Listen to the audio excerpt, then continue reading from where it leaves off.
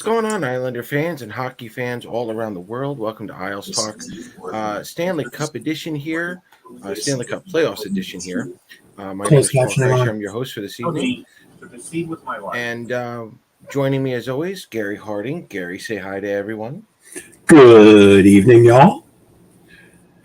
And I don't know why Gary wanted him on, but unfortunately I said yes anyway. So yes, this is my fault. Randy Workman, Toronto fanatic, Calgary Flames blogger. Welcome, Randy. Hello, guys. How are you? Thank you for the invite, Gary. Yeah, My pleasure, sir. I wouldn't have no. So yeah, we're getting together. We're going to watch the Carolina and Florida game in about roughly a half hour. Before that time, we'll take your questions, comments, anything Islanders NHL related.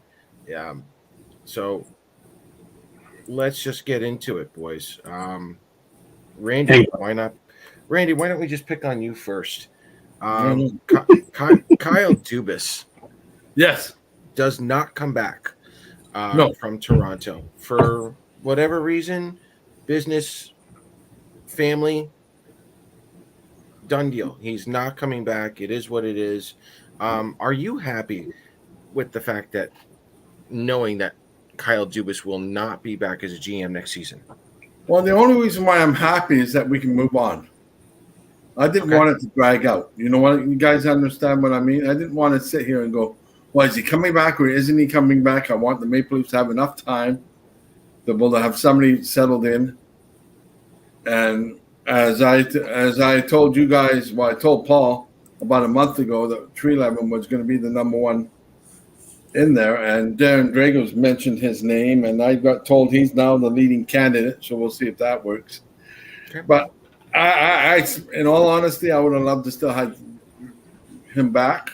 He's a great GM, and he's taking a year off, my understanding, and if that's true, Lou Lamoriello, is he going to be off in a year? And if he is off in a year, he may come and take a look. For the Islanders may have a shot on him in a year. Who knows? He's a terrific man, mind. Yeah, I'm going to go hard, maybe. On well, that. I'm not guaranteeing that. Yeah, John Tavares wasn't supposed to be leaving Long Island, and look what happened. So. Yeah. At this point, we've learned our lesson. Whatever happens. Happens. Well, especially in New York, you guys know as well as me. How much do we really know ever ahead of time? Nothing. Usually. So, really. Moving forward, who would you like to see as the Leafs GM? Is it Treliving? I mean, he just literally moved from Calgary to Toronto. How do you feel about that? If Treliving is in fact, the front runner. I would love to have Treliving as a front one. To me, he and Dubas are the two best available right now. The other names that I've heard, I don't like. Bowman, but those two I really like. And I'm going to throw a name out that I mentioned that I wanted Calgary to get involved with, and I would love to see Toronto contact and ask permission from the Devils about Jamie Lingenbrenner.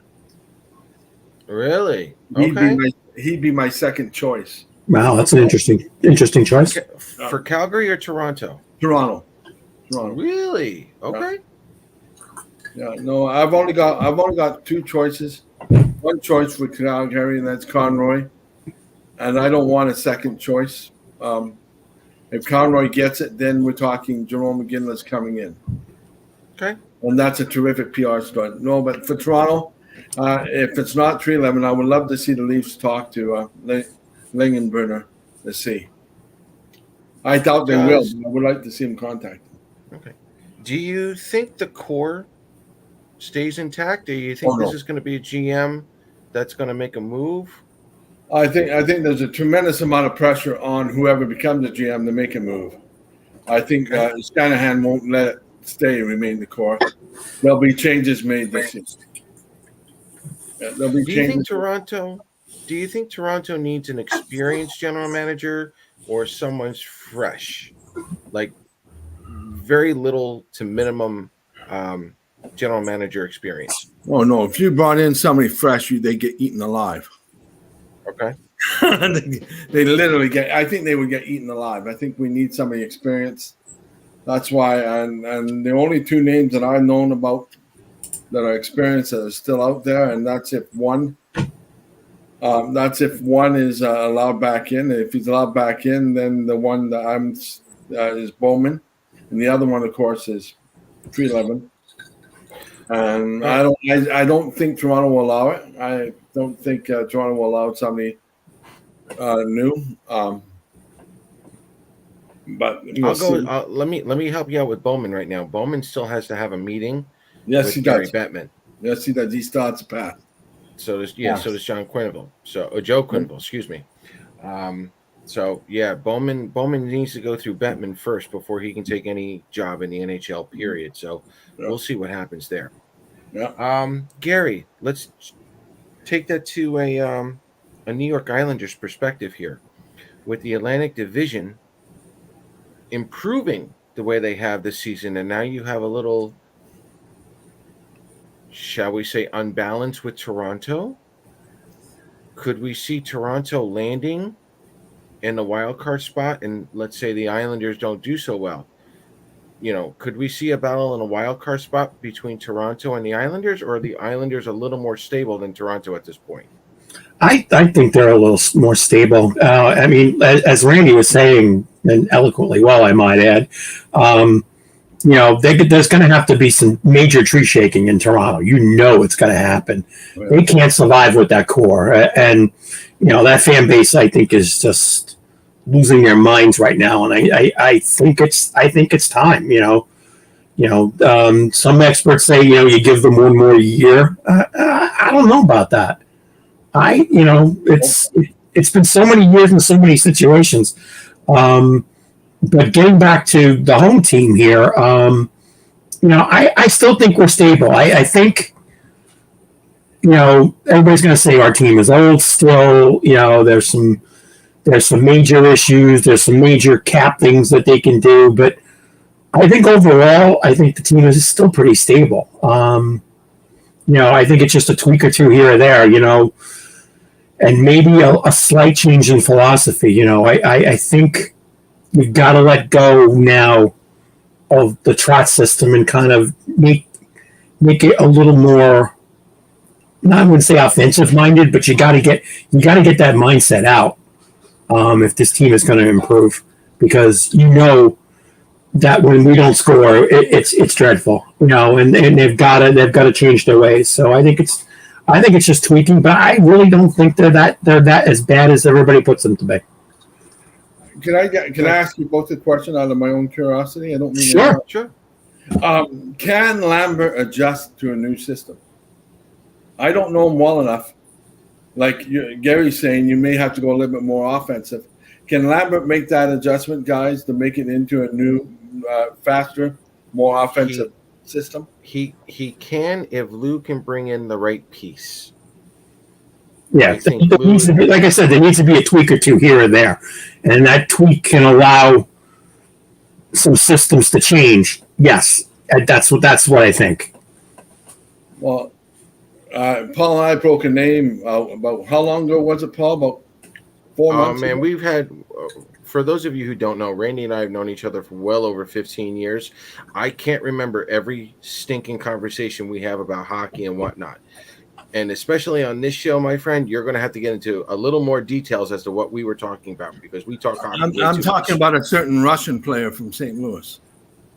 Oh, you mean from the Rangers right now, Tarasenko? Yeah. Again, I think Tarasenko can still be an Islander. We said this on a couple of shows before. At the bare minimum, the Islanders have enough cap space with another move or two to re-sign everybody.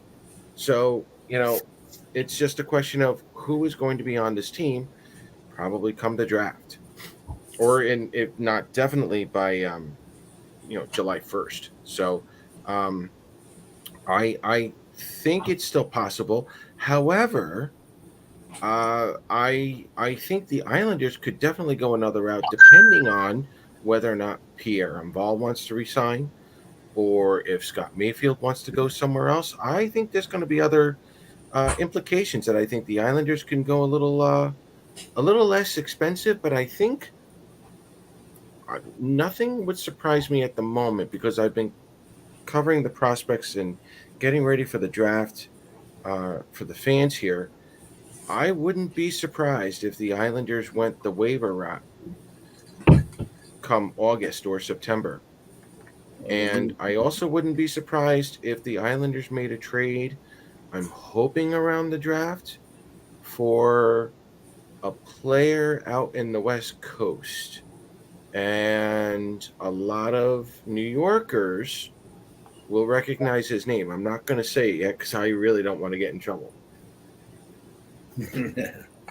But he's a younger guy. He is a winger. Shut your mouth, Randy. Come on. Yes. Give me Shut some your mouth, credit Randy. that I know what you're talking about. Yeah, I know you know. Shut your mouth, Randy. And, Yeah, he's 4,500 miles away. He doesn't have to worry about things. oh no, he's all giddy. He knows where I'm going with this. But no, the Islanders really can make some simple moves, like Gary said, but it could have a very good positive impact on this team heading into next season.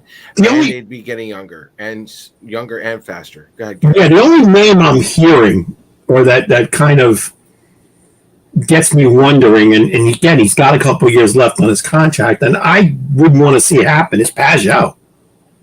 I think he's the only, I think of anybody that's quote unquote marketable to do something, he might be.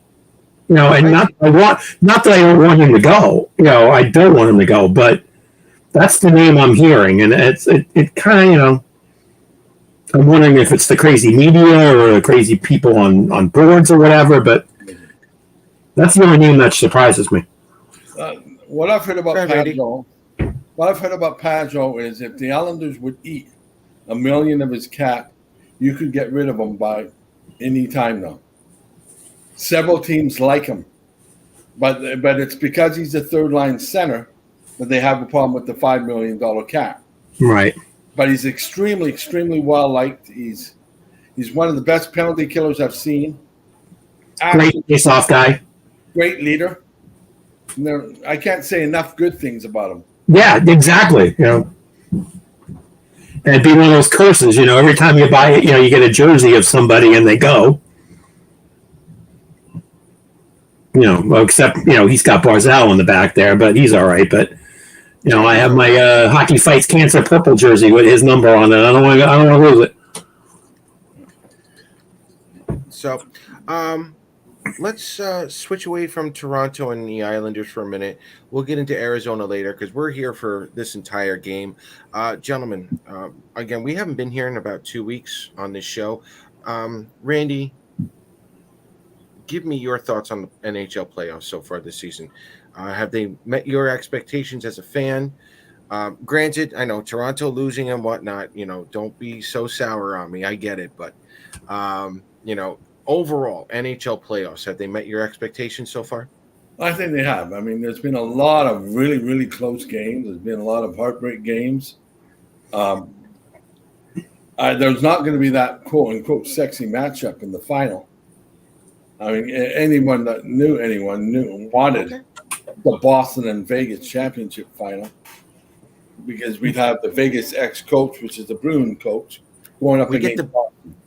Reverse. We do get to blame Joe for Boston losing. Yeah. So that's right. Continue with your story.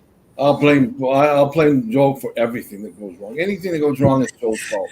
There we go. He's not around to defend himself. So I'll blast him as much as possible. No, I mean, a lot of my friends were hoping for a Vegas and Boston final. Okay. And it didn't happen. Vegas, unfortunately, still might get there. I myself think it's going to be a Florida and Vegas final. Okay. But I want a Carolina and Dallas final. Oh, and for our listeners who did not happen to see our tweet, Gary, who do you have in the Stanley Cup Finals? Well, exactly what Randy just said. I have Carolina, Dallas. Again, I have most of my family live in the Metroplex, so they are season ticket holders to the Stars.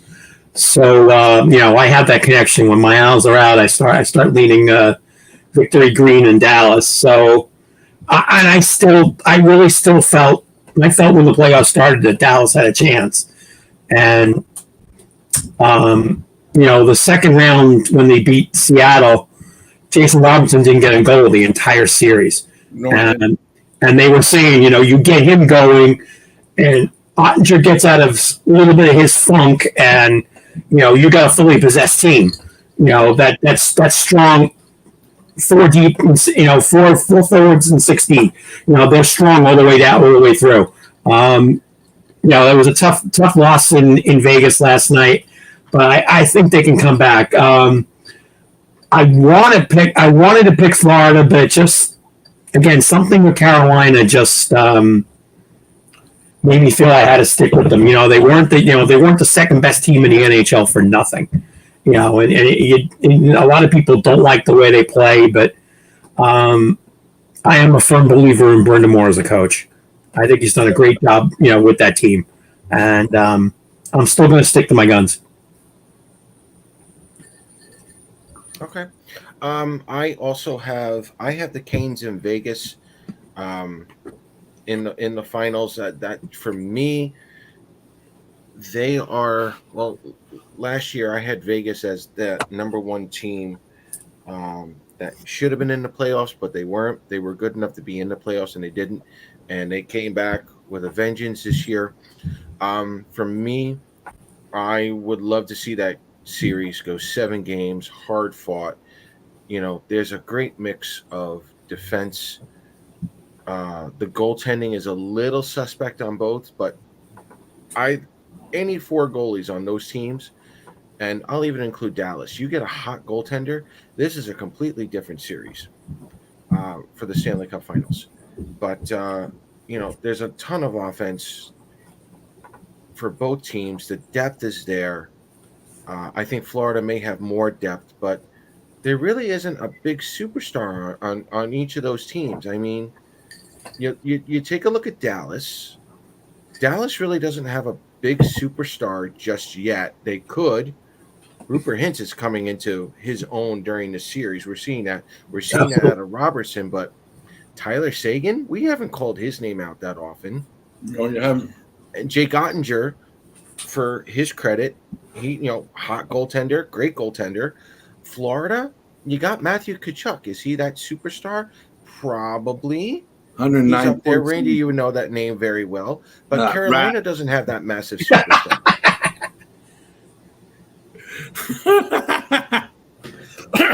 Excuse me. So I'm enjoying the whole team aspect here. In this playoffs. Gary, I'm going to go back to you for a moment because we did not talk last week. We really didn't talk about that loss to that series loss to the Carolina Hurricanes. If Carolina does go to the Stanley Cup Finals, is it somewhat of a consolation for Islander fans to know that each team, each year that they have lost in the playoffs, they've lost to the eventual, at minimum, Eastern Conference champion? Mm-hmm. Again, we lost 4-2. A lot of people were disappointed with it, but to me, there was one blowout on each side, and in all honesty, I thought that series was as even as can be. And again, I refuse to blame officiating, although a lot of people do, but as I said on so many shows, you win despite them, or you play well despite them. And I really thought they did. They put their hearts out. In 6 games. The series winning goal was fluky. And I don't think. I think Ilya Sorokin would say he'd love to have a lot of goals from that series back. He would like to do things probably a little bit different, but I really don't have. I'm one of probably the minority people on a lot of the Islander boards thinking I really thought this team played as well as they could have. And to me, it was the goal differential. I think was only one or two when you look at it at the end of everything. So I really wasn't disappointed, but yeah, it looks like they're gonna, this. It could be that Carolina makes the Stanley Cup final, and every team that they've lost to has done so well. So right. Yeah, so Islander fans can be a little bit happy, or take solace in that, I guess, if you will. But sure, but we got to play in the finals. In UBS in the playoffs, so that's a good thing. Yes, big time. Randy, I'm going to go back to you now with Toronto. You finally won a playoff series. Yep. And again, you're losing to a very hot team that won the President's Trophy last year. They were dealing with a lot of injuries this year, and they really weren't a 17th place team in the NHL. No. Give me your thoughts with Toronto finally getting past that first round, but then just they couldn't match up to the depth of the Florida Panthers. That team's very deep. Give me your thoughts on Toronto. Well, I don't mean to be rude, but if you ask most of the media, it doesn't mean nothing. Okay. One round doesn't mean a thing. It's what is going to be known is this team and all core players could not make that next step.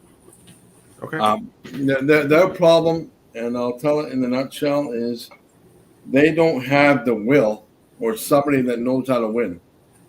They need to bring in somebody with grit, and they need to bring in somebody who knows how to win. Until they have that, they can't have it. When you have 4 players making $44 million or somewhat between Matthews, Marner, Tavares, Nylander. And Nylander's going to be making that much. And then you can also add Riley's $8 million. That's money built in 5 players. Right. Randy, just to interject a second, just as you made that point, I always bring the story, in this case, back to Brian Chache, and I always say, and I told him straight to his face, and he laughs every time I say it. I said, you taught Mario Lemieux how to win.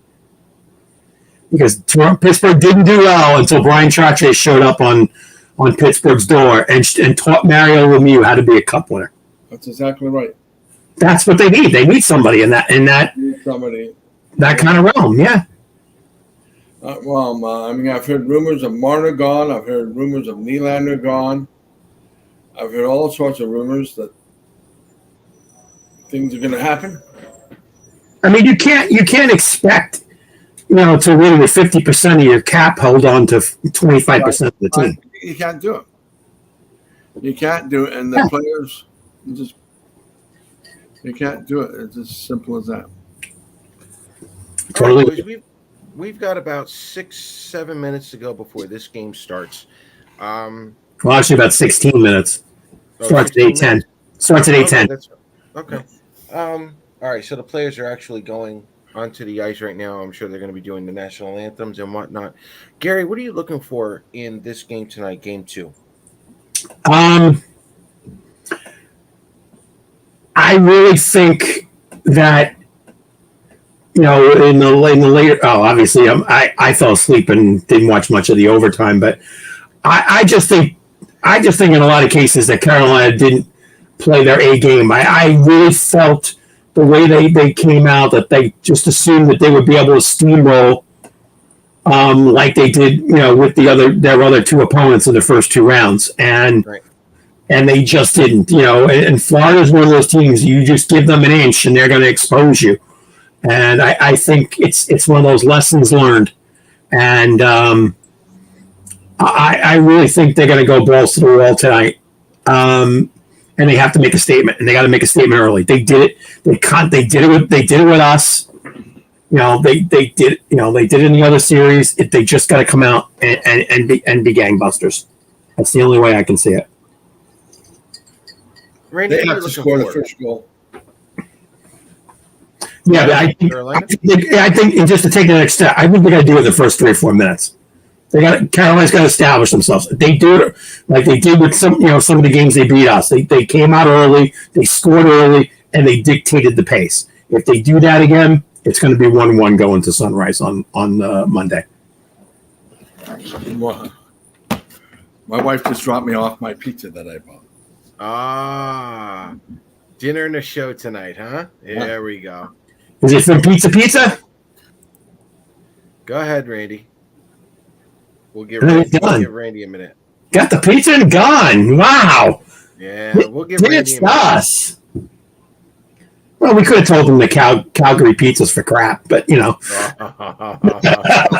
Not Let me our pizza, buddy. Not nice. Yeah, I'm obviously I want to see Carolina rebound. I'm the same way. I really, as a hockey fan, I really want to see this go 7 games.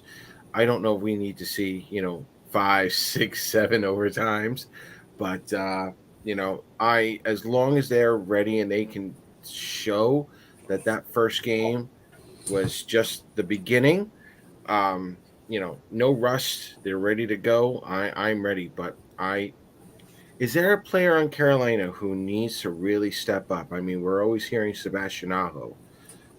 For me, I think it's Brett Burns. I think he's got to put up a couple of points, whether it's on the power play or whatnot. But if there's ever a chance for Brett Burns to win the Stanley Cup, it's this year, and he's got to put something on the score sheet.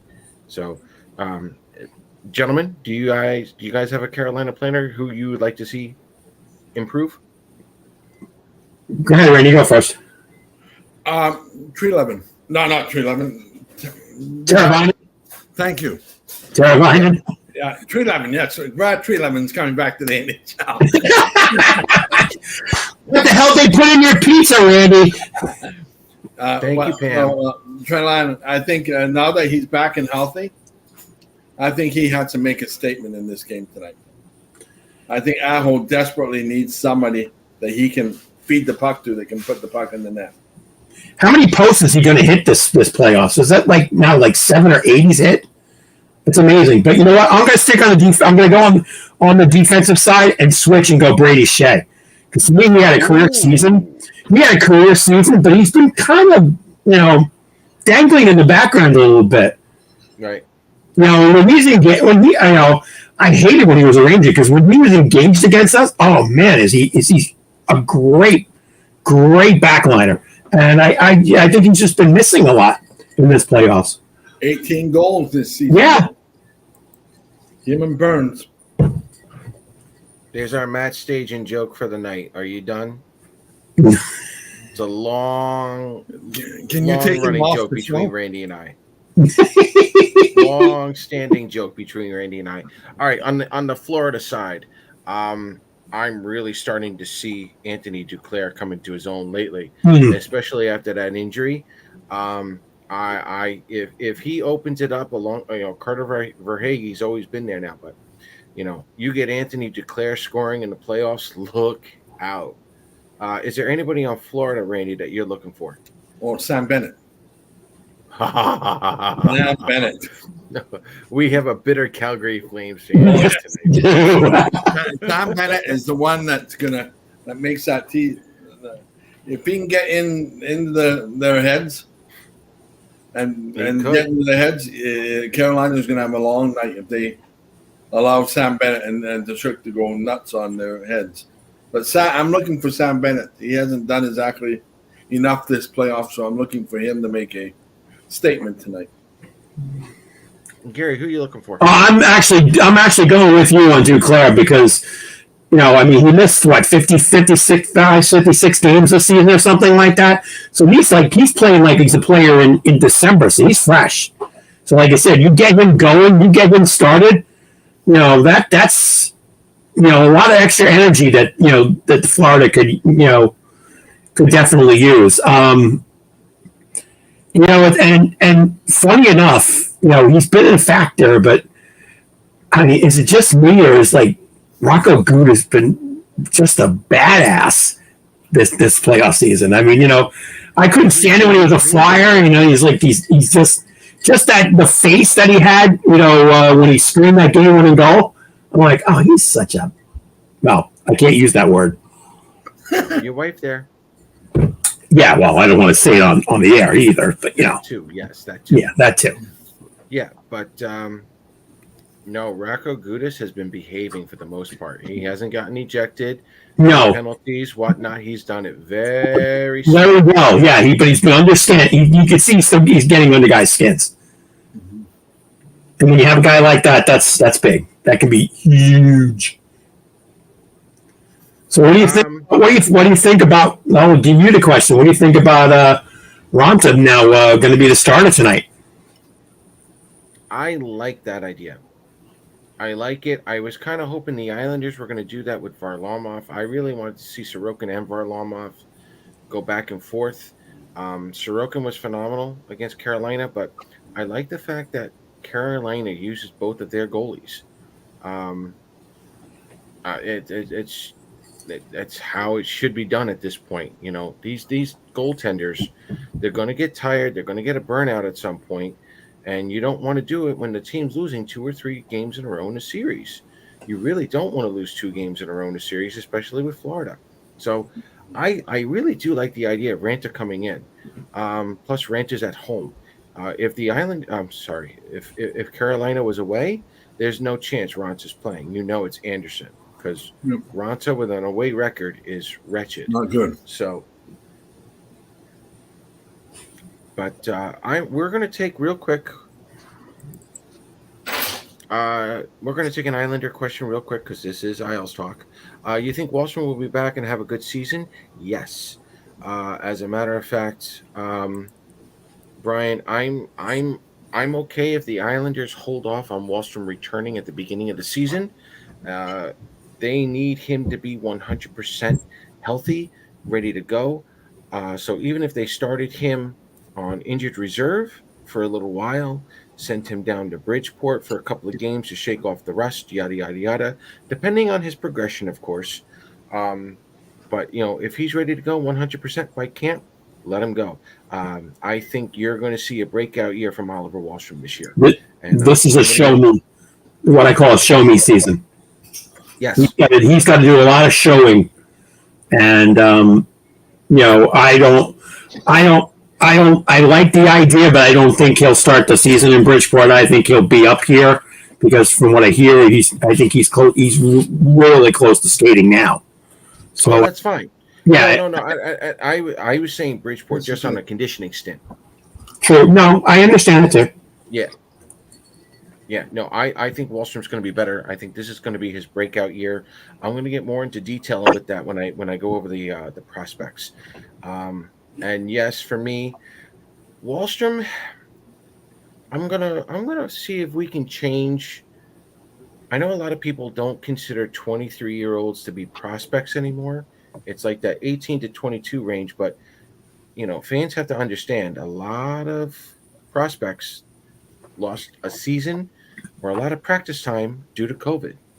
So they got to give a little bit of wiggle room for 23-year-olds at the moment. However, having said that, Wallstrom has been around this team long enough that, like Gary said, if there was ever a time for him to shine and break out, it is this year.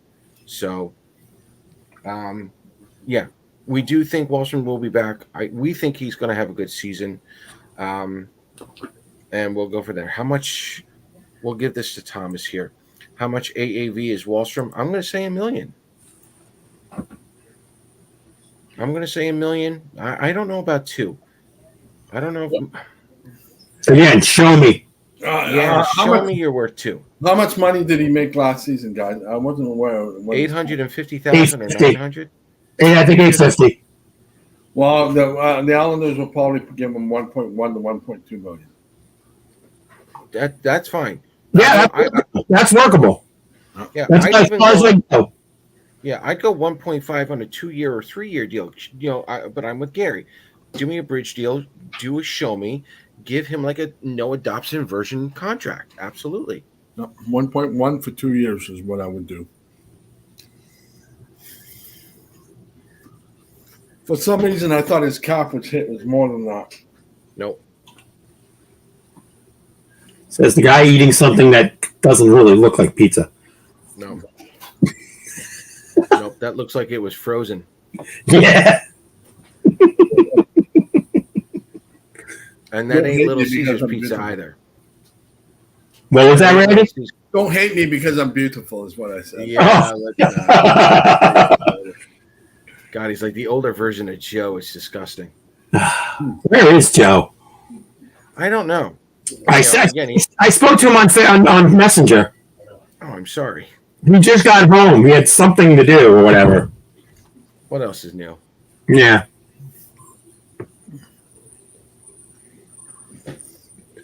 All right. Looks like maybe you could, Randy, fill us in on something because I know I heard stuff about it a couple of weeks ago. But what's the arena situation going on in Calgary?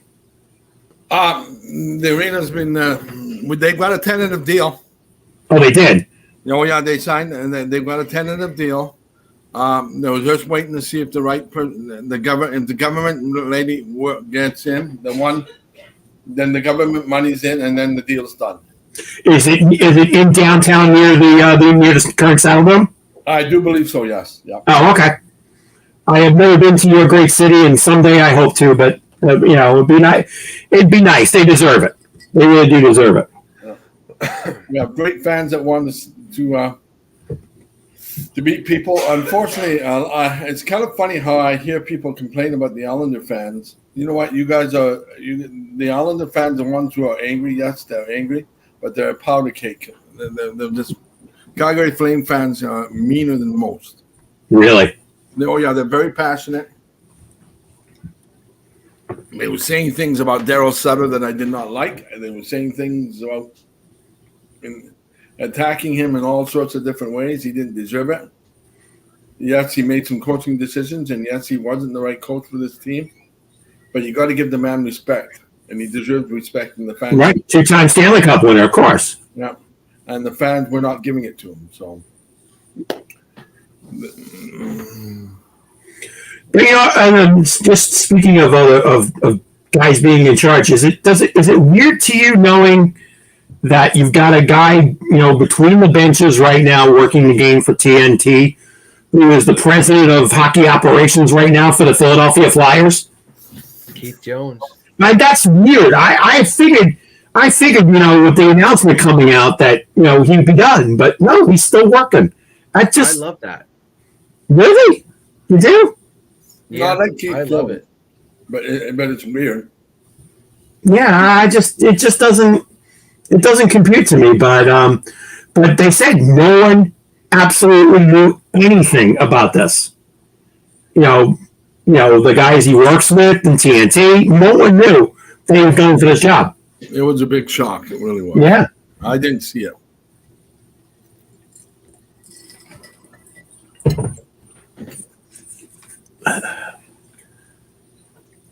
And they're doing the national anthem as we speak, and we're going to get started here in about 3 or 4 minutes.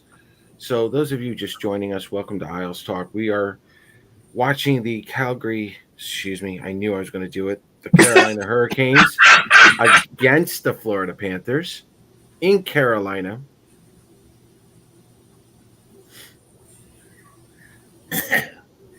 I wish you would watch Calgary Flames against the Carolina Panthers. You wish. Oh, well, yes, Carolina Panthers? Did I just hear you say Carolina Panthers, Randy? Yes, I did. Yeah, you did. Okay, that's 2 strikes on you guys. I am not going to make any mistakes, fans, okay? There we go. What's in that pizza? Anyway. Randy, congratulations on your American Hockey League team. The Calgary in Calgary, you guys had a hell of a second round series there. Yeah, we did. Coachella Valley. But it comes down to they still couldn't put them away. So, but that's the life of a Calgary fan. They have great regular seasons, but when it comes to playoffs, they can't seem to make that step. Now they don't play in the same arena with the Flames, do they? Yes, they do. Yeah, they play in the same arena. Yeah. Oh, okay. It's kind of like San Jose does with the Barracuda. And... Yes. And they'll have a new coach next season if things go right. The plan. Mitch Love will be taking over behind the bench in Calgary. But we'll see. We'll see. if they pick Conroy. But, All right, so I'll throw this out here for you guys. Gary, who does the Islanders remind you more of? Are they closer to the Carolina Hurricanes in terms of style, or are they more related to Florida? No, I would put it to Carolina, only for the fact that currently they're still as offensively challenged. Florida just has more offensive firepower, if you will. I mean, you got Aho, and you got a bunch of guys that are good, but no, there's no Kachukis, if you will. Okay. But I would put them closer to that because Carolina and Islanders have the same kind of MO. If they're attacking and they're doing the right things, they're smothering you. I don't necessarily put Florida into that smothering mode. No, they're not. In fact, if Shesterkin played for the Rangers for Carolina, you'd have the exact same team. The exact same team would be Carolina and the Islanders. The exact same team. The Islanders, all Carolina needs is if they had a better goalie, they'd be I'd guarantee them almost a Stanley Cup. Mm. On the other hand, let me ask you guys then. How close are the Islanders to being Carolina? How many players away do you think they are, or are they closer than most people or most fans want to believe?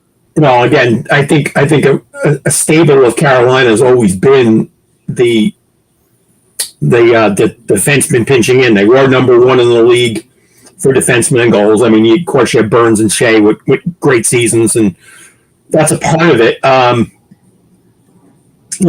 as far as the Islanders are concerned, I would say 2 of your 6. And Carolina scores right away, a minute 43 in. Let's see. I called that.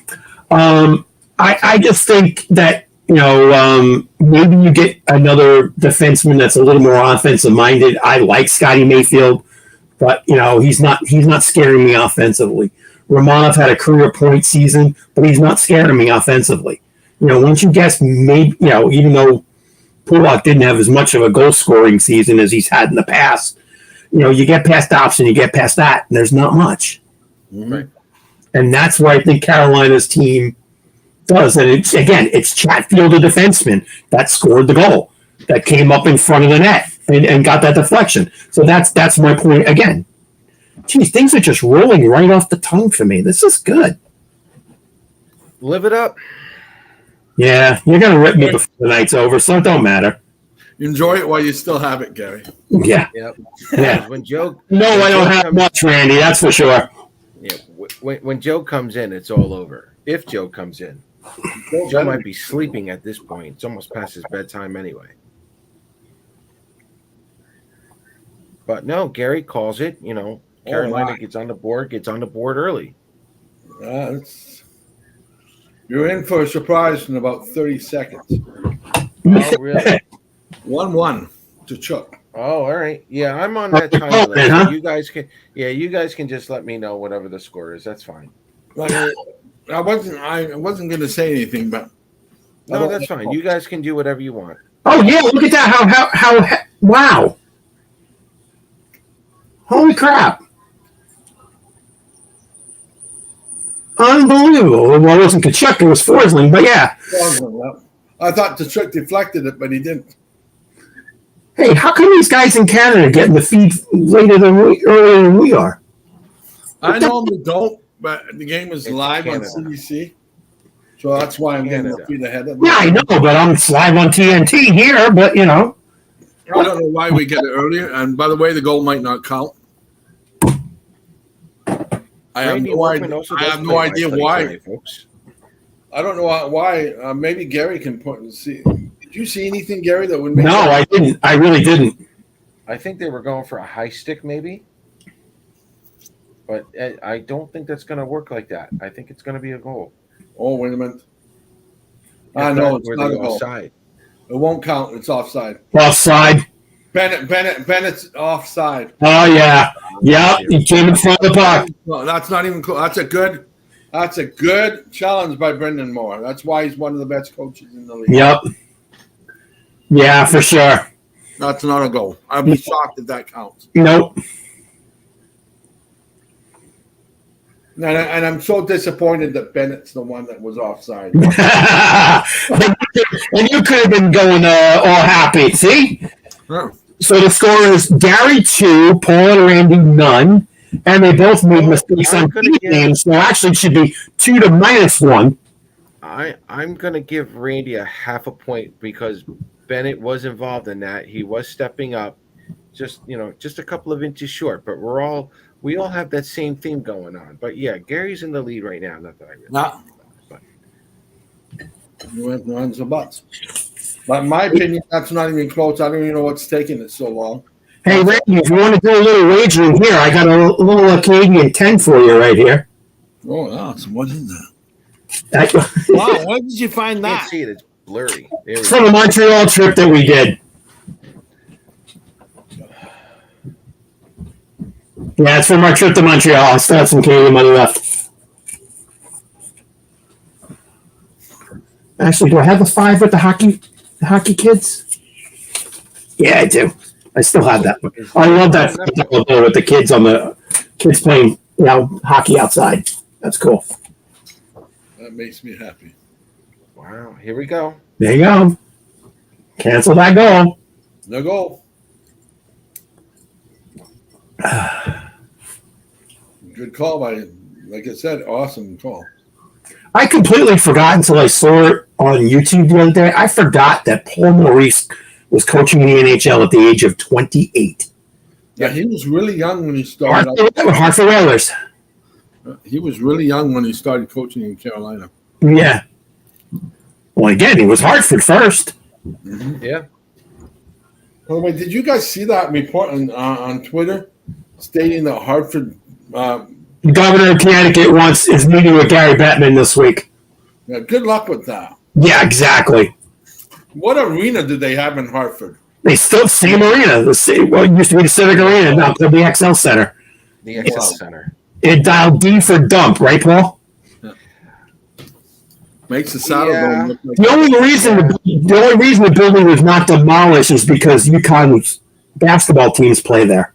Yeah. There's a bunch of tournaments that are still there, but yeah, that arena is not ready for NHL. Not even close. Don't really have to fix it up. And right now, the outside of Hartford itself, they're looking for jobs. There's some of those nice apartments over there. No, don't get me wrong, but there's nothing in Hartford to attract anybody to live there. At the moment. mean, 25 years ago, they had a lot of the insurance companies were based in Hartford. Yep. But they're all gone. Yeah, it's a ghost town city. Actually, isn't around that area, Paul, really bad now? Not yet. They had that. They had the baseball park.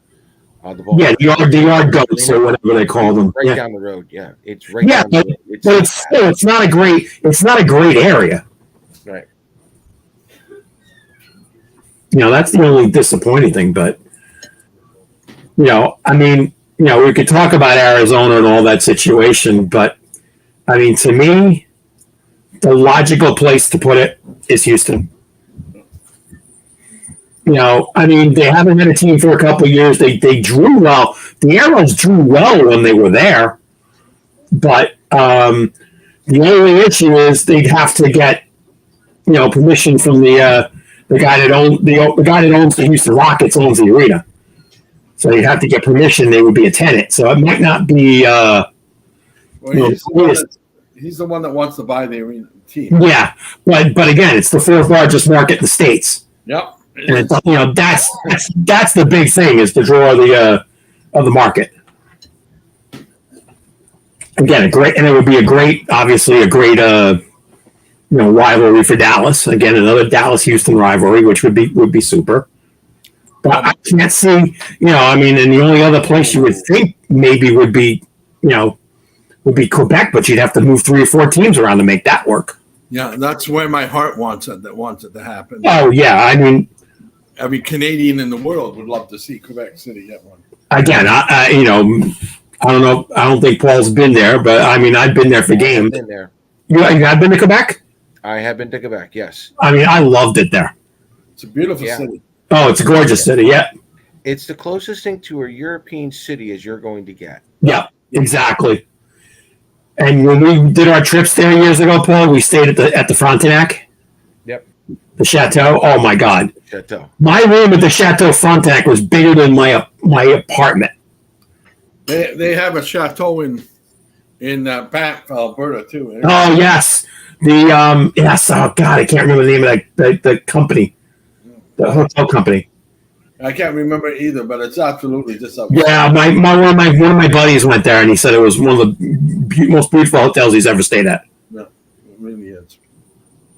Yeah, but they deserve it. And they got I haven't been there, but supposedly the new arena is gorgeous. Yeah, it's nice. It's beautiful. Yeah, but I love the fact that you went to a game in Quebec and you didn't hear a word of English the entire night. Nope. It was great. It was great. Absolutely stupendous. The only downside is trying to find an owner that will do it, and if they can find an owner that would do it, then yes. The one They also had problems with the provincial government too. Yeah. That's the part that sucks. Ooh. Would you have, well, again, being a Canadian, Randy, maybe you can answer this question. I mean, Quebec is obvious. They've got the arena. They got everything going. Could you ever think that a team could survive, say, in like Halifax? Not a big enough market. Really? Okay. Yeah, Halifax is about the same size as I'm trying to compete with the city. Well, it's only got about 200,000 or 300,000 fans. Oh, so it's only maybe like a Hamilton or something. Yeah, it's a little even smaller than Hamilton. So. Oh, okay, makes sense. All right. I mean, I just, you always wonder if if the Maritimes would ever have something. It's like I would love to have it happen. They talked about it even for CFL if they had a team in Halifax too. They're definitely thinking. Sorry. They're thinking about having a CFL team there, and I think sooner or later they will. Yeah. But I don't know what. I love the fact of a team in Newfoundland. I mean, that's even more cool. And then when they won the ECHL a couple of years ago,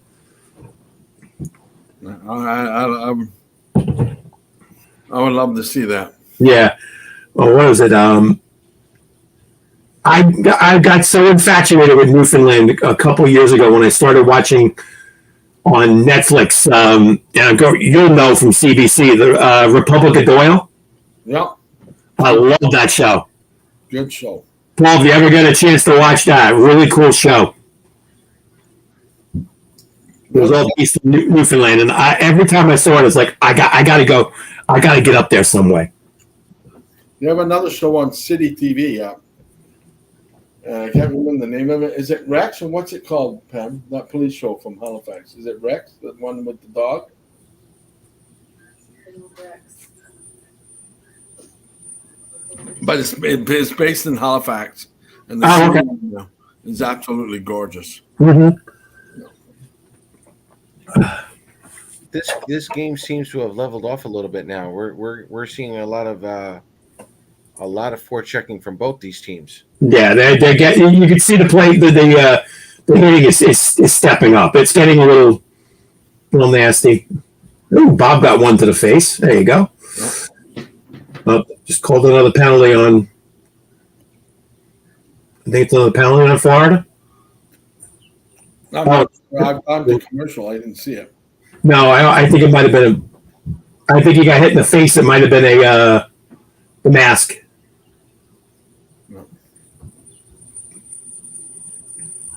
No, I'm absolutely amazed what they've done to try to keep Arizona there. I don't understand it. Well, that's another story that we probably. I think Randy's pizza drunk now. What do you think, Paul? We can cover Arizona in a little bit at the intermission. Yeah, We'll bring that up. So Ranta at home in the playoffs, he's whenever he is home, he's like 8-1. Yeah, He's his on G. 920 save percentage. I was gonna say his GA is good too. I think. Yeah. Yeah, if I was Carolina, I would for the rest of the series put Anderson on the road and Ranta at home. That's exactly what I would do for the rest of this series. Oh my goodness. So you think this is going to go 7 even with all the overtimes? I had it 6, but again, that was having Carolina. I don't know. I'm kind of leaning to 7 now. I was hoping Carolina in 6, and my heart wants that, but my gut says Florida in 7. Yeah. Well, I'm not saying my gut down to Florida. I'm still going to say Carolina, but I think it's 7. You know, they had to come out. To me, I felt that Carolina was going to come out game 1 and dictate like they've done in game 1 of the other 2 series, and it just didn't happen. For those of you joining us, welcome to Isles Talk. Florida and Carolina, game 2 of the Eastern Conference Finals. Have you guys got any hockey questions, Islander questions, Maple Leafs, whatever, NHL questions? Feel free to leave them below in the comments. We'll be more than happy to answer them. We'll take curling too. I mean, if you really are desperate, want to come on the show, yes, go for it. That's fine. They should have rested Bob. No, I like Bob. Bob's in the zone right now. Bob's just doing his thing. This is the reason why they spent I think this is the reason why Florida spent that money a few years ago to get Bob here. And there's no guarantee of Spencer Knight coming back anytime soon yet. So no. I've seen what mental health and drugs can do. Calgary lost a player all last year because of it. And he's finally back to normal health, they say, is Shillington. So I know what it does to people. It's a sad thing, And all you can hope is that, the fortunes turn around. In that case, they have, and hopefully Spencer has the same opportunity, I've got an interesting hockey question, if you don't mind, Paul, asking about Islanders prospects. Is William Defoe? And what do you guys think about him? I thought he had a very good first year in the American Hockey League. I think with the team that's going to be coming in with Bridgeport, I'm expecting more from him this year. I'm also expecting more from Ruslan Ishakov next season. But William Defoe, for me, yes, he was the best player in the Quebec Major Junior Hockey League. He ended up scoring 20 goals in the American Hockey League in his first professional year. I'm very happy with his production so far. I am by no means rushing him into the NHL. I don't think there's a need to. But if Dufour can rack up 25 to 30 goals next season, I'm going to be very excited. Islander fans better get excited, because I'll tell you right now, folks, watch my show coming in June with Bridgeport. There's going to be more of an emphasis on Bridgeport this summer than there is free agency and the draft and the minor tweaks the Islanders might be doing. I'm telling you now, Bridgeport's going to be a key to the Islanders' success moving forward. But to answer your question, Randy, William Defoe, very good so far for a first year. Now, the loss of Ratatouille, is that going to affect the Ratu? The Ratatouille. No, with the loss of him, Ratu, how is that going to affect William? Nothing. Will it affect him at all? I don't know the team well enough. Does it affect him at all, losing him? I don't think there was much of a sample size with Ratu. I mean, you remember he came literally right at the end of the season, played a couple playoff games, and ended up playing, 15, 16 games with them, and then he came up here, and then was dealt. So I really don't think there was enough of a sample size. And I like, they didn't DeForest spend a lot of time with Andrioff. Am I not wrong with that? He did. DeFore spent some time with Andrioff. He also spent some time with I want to say Kirk McLean. Yeah, McLean and Terry, right? Chris Terry. Yeah, Chris Terry. I mean, he played with a guy who ended up being the AHL's leading goal scorer, and who would have thought that would have happened? Yeah. But I think he's progressed nicely. They brought him up for a cup of coffee, and you could see how raw he still is. For the NHL game. But I think it was a nice, simple, easy progression for him. To get used to the pro game and get used to the pro schedule and get used to the wear and tear it is. Obviously moving up a level, you realize what you have and what you don't have. And I think he was great. And I so appreciated him, watching the Memorial. Everybody kept saying all things, but when you really watched him, you really appreciated the skills he's got. And, we could talk about, again, the newest version. You had the OHL, the Q player last year in Dufour. Now you have the OHL player Maggio now signing with us. Mm-hmm. So, there's a lot of exciting things that are going to go on. I think with Bolduc hopefully getting a little more maturity, seasoning. Yeah, I'll take that too. There's a lot of positive things that, as longtime Islander fans, we haven't been able to say. We haven't been able to talk about how good things have happened with this organization from the minor league system. Anybody see the shots on goal right now? Yeah, 13-1. I wanted to bring that up real quick. This is what I want to see out of the Islanders power play next season. Someone set up on that right side face-off dot or the left side and let it rip. You've got at least one or two Carolina players in front of the net, and all they're doing is shooting from the perimeter. Yep. I have to see more of that. Next year on that, we don't see that. We saw more shots from the blue line than we did those perimeters, and that has to change. Next year, that will change with Horvat and Wallstrom on there full time. That's my hope. You're going to have two power play guns shooting from one side to the other side, with Wallstrom and Horvat shooting there, and then you're going to have another gun shooting from the point, Romanoff and Dobson. So you should have a lot better power play next year. Yeah, the shooting was so granted, I've never played on the ice. I played roller and deck, but I was so everything was so damn predictable. Oh yeah, and I told you, 5 different power play coaches in the last 7 years.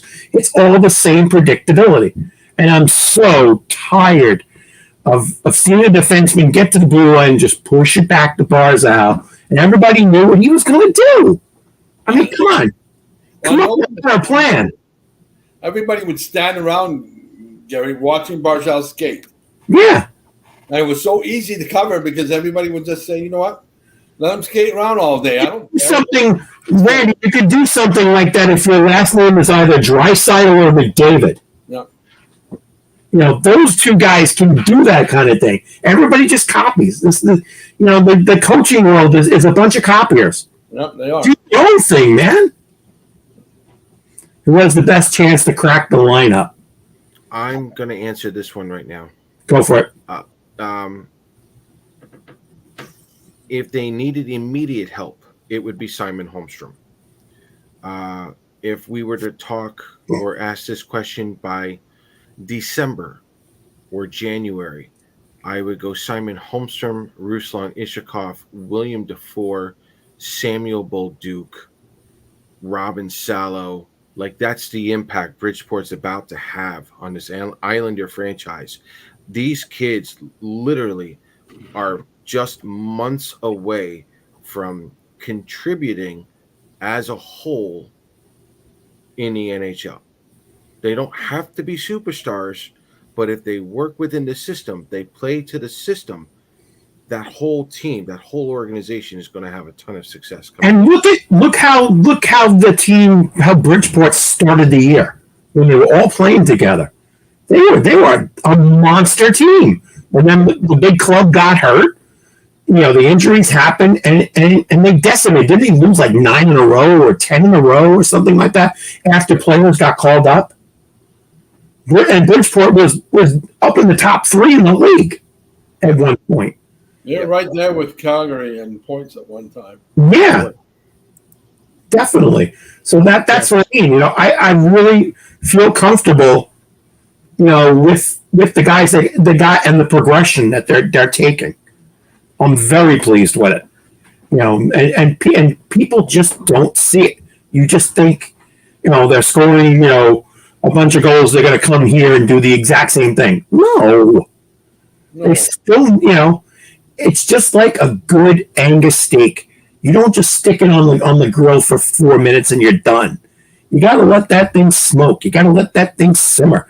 You got to let those spices and stuff get into the meat. And that's exactly what these players need. They need that, that great Montreal steak seasoning on it. That's exactly what they need. Yes. Are you staying if this goes 4 OTs or longer? I'm probably the only one who would stay. Yeah. Oh, yeah. I will be here. Yeah. Oh, yeah. I don't have to be at work until very late tomorrow. I can do this all night. I'm all for it. I'm ready for it. I've got my 8 o'clock ritual tomorrow of going food shopping. So. Oh, very good. And I'm going to Topgolf tomorrow too. Oh. So yeah, my god kids, it's their birthday, and that's where they wanted to go. And they're moving to Florida. My one of my godsons is a goalie, Randy, and he just had a tryout and made it to the Tampa Bay Junior Lightning. Wow. Yeah, so they bought a house last year outside of Tampa. They live up here. Actually, my friend, he actually rebuilt my house, and they wanted to go. The kids wanted to go to this school on Long Island, a very prominent Catholic high school, and they wanted to see what it was like. And my godson went down to Tampa and tried out and made the team. So they are literally going to move in about a month, and. This kid's good. This kid is really, really good. I mean, he's playing on like 2 or 3 travel teams already. He's going. Every summer over the last couple of years, he's gone to Lake Placid for like some goalie school or something like that. So, yeah. I said I want to be his. I said when he gets drafted, I want to be his agent. Well, yeah, good for him. Yeah. How old is he, Gary? How old? He's turning 14. 14. Shout out to Brian Cook, our Chicago Blackhawks fan here. Congrats on getting the first overall pick. Yeah. Connor Bedard, here we come. Now let's ask the CHLer. You've seen enough of him, Randy. Do you think this is the next McDavid, the next generational player? He is a generational player, but I don't think he's as good as McDavid. Somebody asked me the question. Thomas actually did. Thomas asked me if I was to describe a player that reminds me of. He reminds me of a Brian Trottier. Not a bad comparison. Bedard has that much two-way game? Yes. Wow. And you see, that's the thing nobody knows about that. The way I had it described is somebody said, like I wrote on my prospect, my mock draft blog, I wrote on it what people said to him. And they said he's the best generational offensive player in the game, but nobody knows how good he is defensively. Like he needs help still. But Brian Trottier wasn't Brian Trottier in the juniors either. He's adequate is how I got described defensively. Like he's still he'll skate back. Save! Wow. Sorry. Well, that's fine. I just saw the save. And what's amazing is that he got rammed out in position, and he still made the save. But no, Brian, the one that reminds me of is the Brian Trottier, young Brian Trottier. That's a great comparison. You know, he's Ranta just motivated the Hurricanes on that play, boys. Yeah, he did. That is a steal of a goal. yeah, that was. I don't know how he stopped that. That was robbery. You know how I'll tell you exactly how he did it. He didn't move. No, He didn't move left to right. He just stood his ground right there. He faked him out. That was a phenomenal there's move. there's no panic in him. If you wait the player out, and that's what the goalie has to do, you have to wait the player out. You can't make the first move. You make the player make the first move. As Keith Olbermann used to say on SportsCenter, he's cool as the other side of the pillow.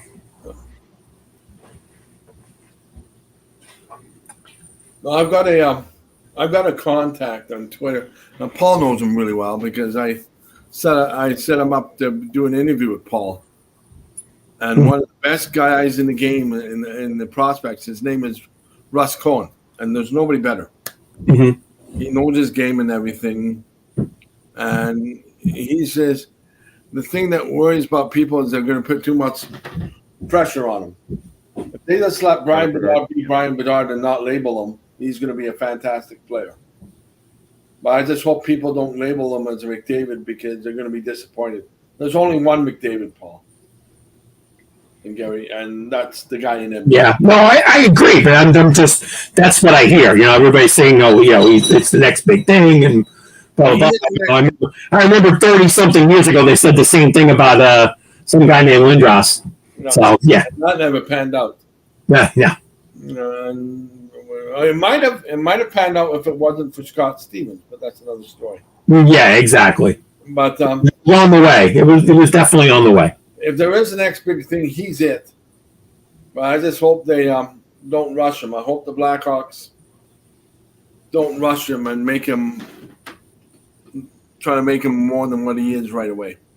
Well, let's ask this. Would you think, since the mini experiment was a complete disaster, would you think it would be smart for the Chicago Blackhawks to say, hey, number 88, why don't you come back? Why don't you work with this kid? No. You don't think so? Well, I think it would be good, but I don't think he'll come back. But I'm with you, Gary. I think Patrick Kane could do him wonders, but I don't think. He hasn't necessarily played himself onto a team, good team next year, or his attitude hasn't helped it. You know, if he struggled a little bit and didn't have the attitude. You're absolutely right. Maybe a team would put a flyer. Maybe a team would put out a flyer on him. But if I was a GM, I wouldn't.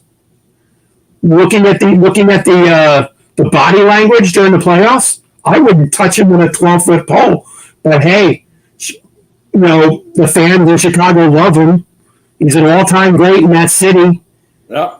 You know, he's guaranteed all the beer and whatever he get, in any restaurant he goes to in the city of Chicago. If they say, we'll give you a bunch of money, come back, teach this Bedard kid, have him be our next player of the future, I'd do it. I'd put a flyer on it. If I was the Blackhawks, I would definitely look into it. But, I don't know. I'll tell you, I'll give you a name, if you don't mind, that I think the Islanders should look and take a gamble on. And that's, what a goal. And that's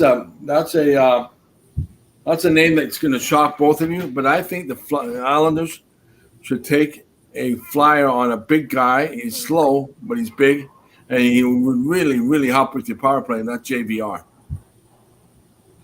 I really think JVR would do your power play unbelievable. He's very good at the garbage goal. Oh, wow, we just saw the goal. I don't know whether it will count, but it was a beautiful goal. Wow, shots are now at 21-4? Yeah. Jesus. And by the way, there was a slash before that goal that should have called the play. I don't know whether either one of you shot. But I just saw that play now. There was a slash before the goal that should have been messed called. up the shot. No. It should have been called. It was a terrific shot. I don't know what Maurice is challenging it. But I don't think this part. If he's challenging offside, it's not. I don't think it is. I think it will count. Did Florida get just messed up on a line change? I think so.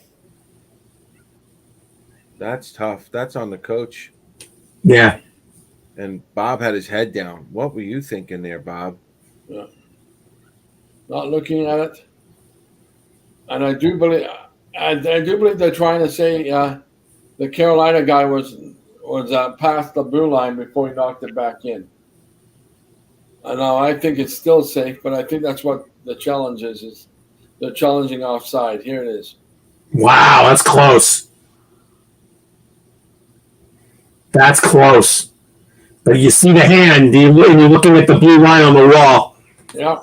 It's not out of conceivability, but it's that close. Yeah, no goal. Look, you can get a close up on that, see what that's like when you watch a baseball play at first base and you're looking at where the ball hits the glove as the guy's foot is touching the bag. It's the same kind of comparison, and you can't make a close up that close to see that. I don't know how they figured that was offside. I didn't think there was enough evidence. Oh, they did. Oh, wow. No goal. That's crazy. I know, and I don't know how they figured it was so close. I didn't think there was enough. Toronto has other cameras that we don't know. Yeah. Okay. There it is. Yeah. You know what? You can kind of tell. You can again. It's like you see that little bit of white as the puck is going across. You see that just that tiny little bit. Yeah. Wow. Wow. Yeah. You wonder if something like that, the NHL is always talking about technology and things like that. You wonder if that could be something like how they do VAR in soccer. It's all done by computer. It's not done by necessarily, they have the replay officials, but they do actually use computer technology and VAR to determine whether the ball goes completely across the line. So that, I'm wondering why they haven't gotten to that, especially, that kind of angle, because you can't put a camera, that close to the line with the benches right there. So you have to rely on the camera that's 100 feet, even 5 feet away. And you think the technology would be better to get a high resolution shot. It's interesting. I interviewed. I'm just noticing here, Randy. Sorry, Paul's got this great side view going on here. I've got the bigger TV here. Believe it or not, I had it on the screen here, but I didn't want the connection to slow down any more than it was. I thought it was on my end. Oh, likely story. Oh, by the way, nice pedicure there, Randy. Oh yeah. I deserve that. I'm my ugly face. I am like winning big tonight. No, you're almost winning big. Don't get big. No, he is winning big. He's winning big. It's interesting. When I was going to tell you guys a story, and one of my, I don't know whether Paul remembers this one, but I got a interview with the WHL referee, and we didn't go into this topic. He told me off thing about if we were wondering if they were going to ever do. This was before they had replay. And he didn't like it, and the reason why he didn't like it is because it takes the human out of the game. Oh yeah, it's every sport is that way, Randy.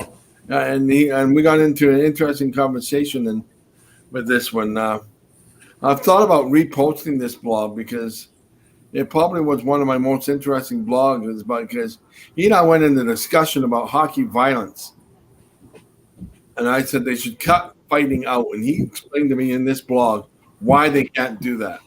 It's really quite interesting.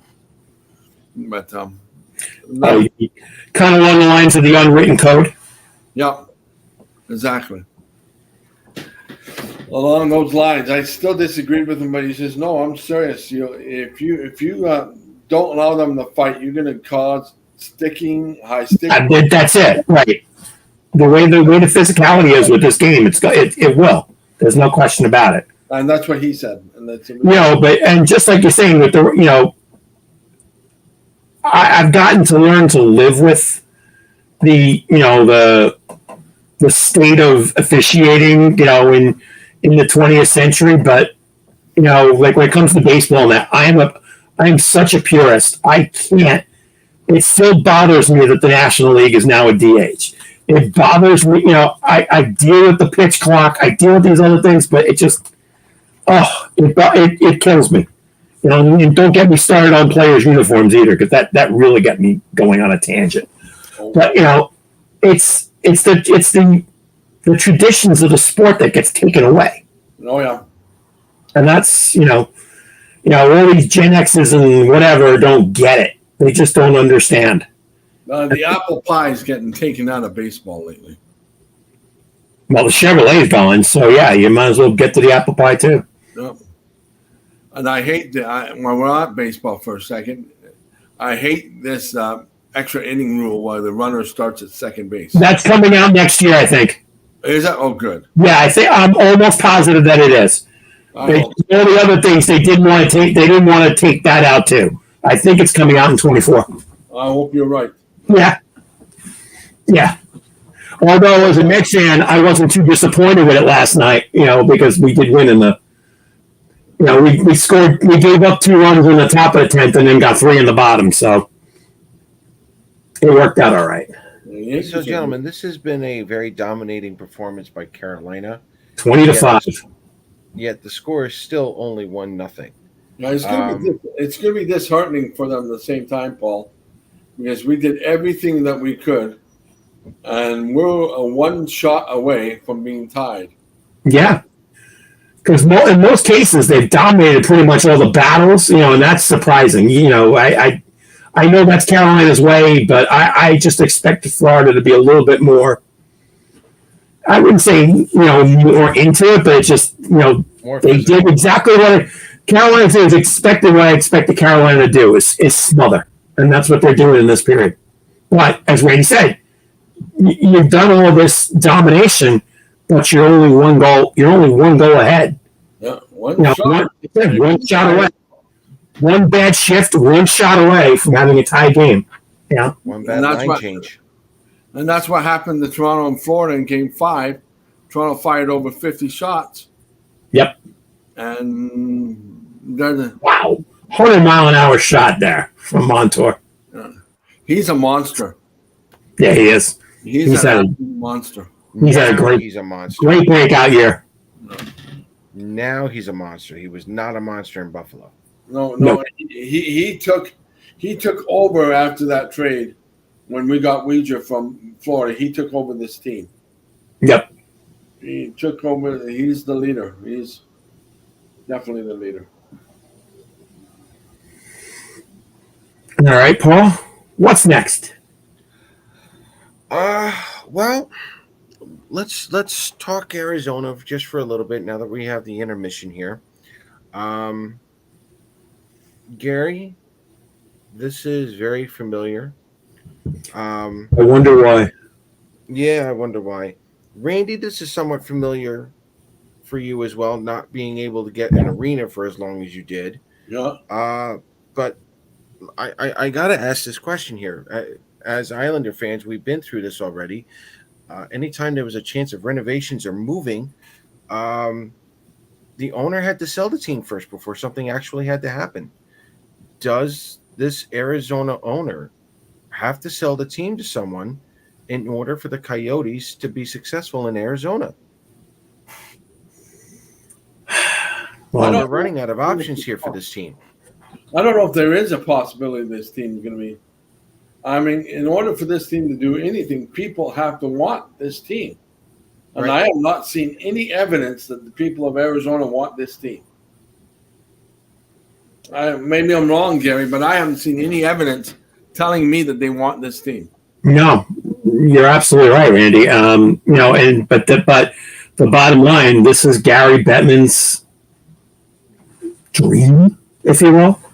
He's wanted this for 25 years, ever since Gluckstone or whatever moved it, from Winnipeg to Arizona. He's just wanted, have the game down there, have their presence, and I mean, it should, sink into the upper echelon of the league's heads if a city didn't, one city in that area didn't want it, and then you send it to another city and they vote it down. What are you going to do? Try to go to a third city in that area? Now they're talking maybe going to Mesa. Mesa's not going to want it. They're going to have to put it to a vote there too. If they go for it, they go for the land. Nobody, face it, nobody's going to want it. I don't understand it.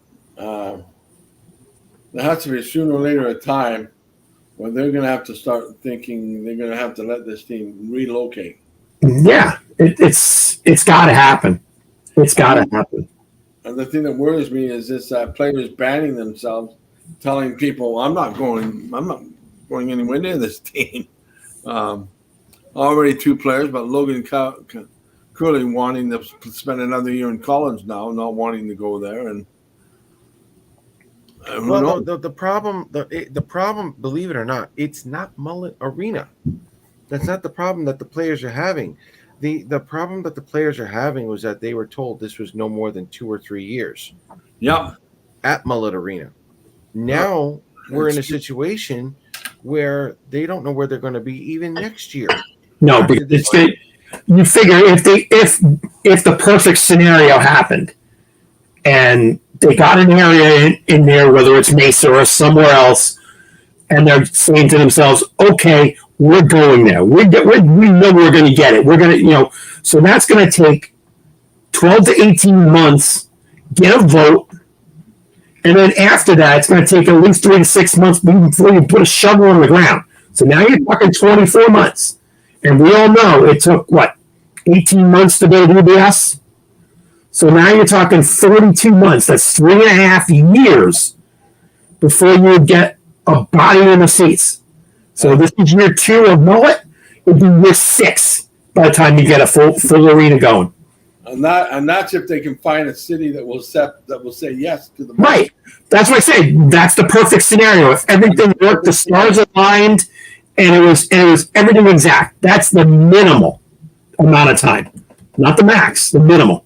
Remember, yep. That's absolutely right.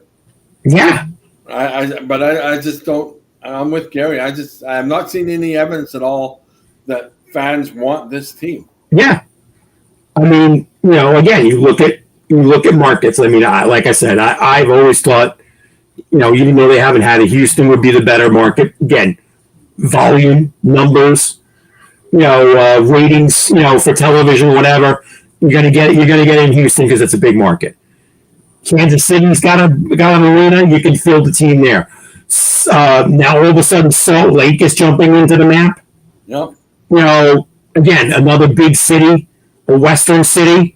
It would be convenient. You wouldn't have to move things around.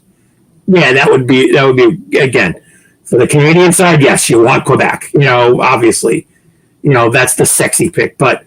Again, I think it would be a nightmare for the NHL because you'd have to move, say, Columbus or Detroit to the Western Conference, and you'd get them pissed off. So you'd have to rely on doing things for them to get it going. So, as far as as far as the league trying to do the simplest situation, if it's not, it's not Houston or Salt Lake City, it's a disaster. It's a disaster for the league. So, and it's a disaster for the league if Arizona stays in Arizona. So I don't know what Bettman's going to do. This could be because he's been obviously a commissioner of this league for 30 years. This is going to be his ending legacy. Is what is he going to get out of Arizona? I think Rainey and I can both can confirm on this one. This is now the first time ever that the NHL is actually going to consider the thought of moving the Coyotes somewhere else. Yeah. Up until this vote, there was not going to be any moving whatsoever out of state. After what just happened, there is actual thoughts and maybe even a little whispers right now that the Coyotes may not be the Coyotes in 2 years. The thing that really confuses me, Paul, is that the NHL claimed that they thought this vote was going to get a yes, and I don't know how they thought that. I mean, I told Paul, and whoever I would talk to, I said this vote's a waste of time. They're not going to say yes to this, and it won't even be close. And it wasn't. It wasn't even close. No, it was 65-35, I think. I think that's a resounding no. Yeah. And I think that pretty much suffices Arizona in a nutshell. They don't care. Yeah. What about, and again, well, I don't think, is Arizona's in the Pacific Division, right? No, they're in the Central. They moved to the Central a couple of years ago. Yeah. That's right. See, that's why Houston and San Antonio make the most sense. Yep. Or Salt Lake, yeah. Or Kansas City. Salt Lake could even go into that division because they want Salt Lake and Denver to have that rivalry between the two teams. Right. Denver or Houston, Dallas. Yeah, because Salt Lake City would be like that middle child between Colorado and Vegas. All three of them would be that would be the Western Conference version of the Devils, Islanders, Rangers. Pretty much. Yeah. I mean, granted, you do have San Jose, you have Anaheim and LA. You do have that kind, but you get another team like that into Salt Lake City, that would also appease the players because now you're not traveling as much. Or there was another city. There's another city I didn't talk about either, which is Portland. Portland's another one. I was going to wait on Portland. Yes. Portland. Then you have the Portland, Seattle, Vancouver. Yeah. But then, who are you moving out from the West?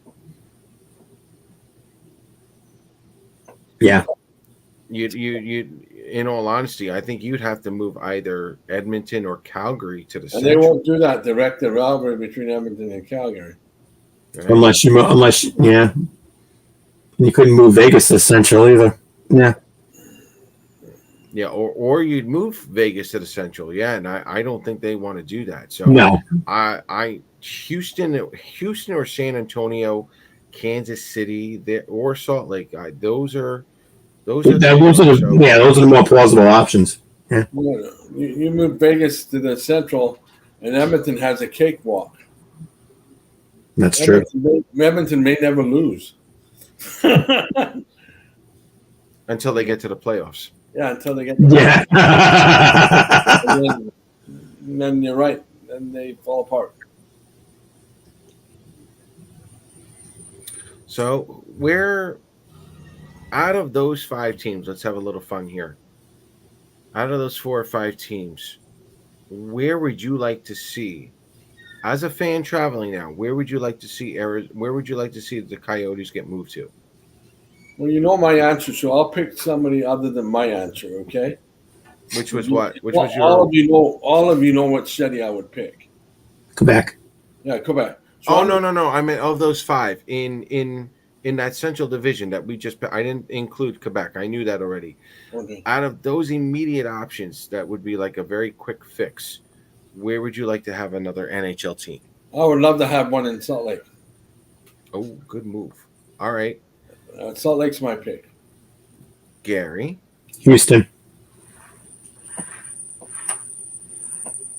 I'm strictly thinking of it as a money-making thing. Wait to stick your head up there, Gary.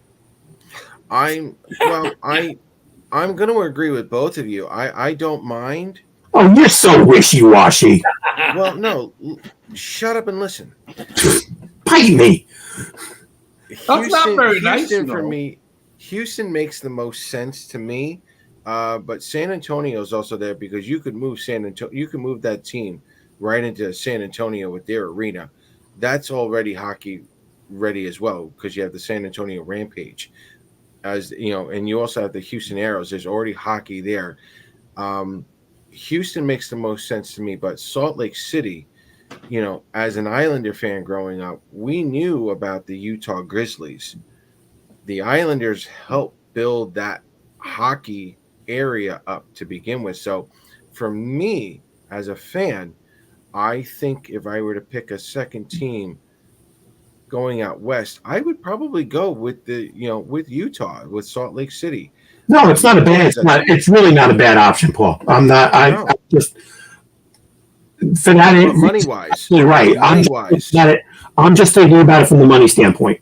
Sure, and I think the players. Antonio, you're right. They got an arena. They got a team there. They got a good draw there. They're ready to go. But that's not going to bring you the money. Houston's going to bring you the money. Yeah. And that's the main thing that Gary Bettman looks at is the almighty dollar. Yeah. Or the 76-cent, Canadian dollar. Are we going to be able to get the Houston Aeros in there? Would that be allowed? No, Houston's not. There's no team in Houston right now. But who has the rights? He wants to know who owns the rights to the Aeros. Oh, you mean the name? Yeah, you'd have to get permission to whoever owns the rights. Oh, that I don't know. And that I don't know. Because the Hurricanes still own the Whalers. Yeah, they own the rights to the Whaler name. Hung up there. Right. Yeah, they own the rights to the Whalers. So, I mean, Houston, the Aeros were WHA, but I believe they're also in the AHL now, too. I don't know if they were AHL or the East Coast Hockey League. Let me know. What, Houston? Yeah. No, they were A. They are the A, aren't they? Yeah. I mean, you can do both. I mean, look at what Bridgeport did. Bridgeport and New York Islanders. You can go Houston Aeros for both the American Hockey League and the National Hockey League. Actually, Houston hasn't had a team since 2013. The A? Yep. Okay, good. That makes it easier. Who owns their rights? What team is that, Gary? I know it was Minnesota. Yeah. Minnesota had them. That's right. I remember because they moved from Houston to Iowa. They became the Iowa Wild. Right. That's right. The only reason I remember Houston was in the AHL because they had a goaltender named Josh Harding who played with Minnesota for a while. Gotcha. Yeah.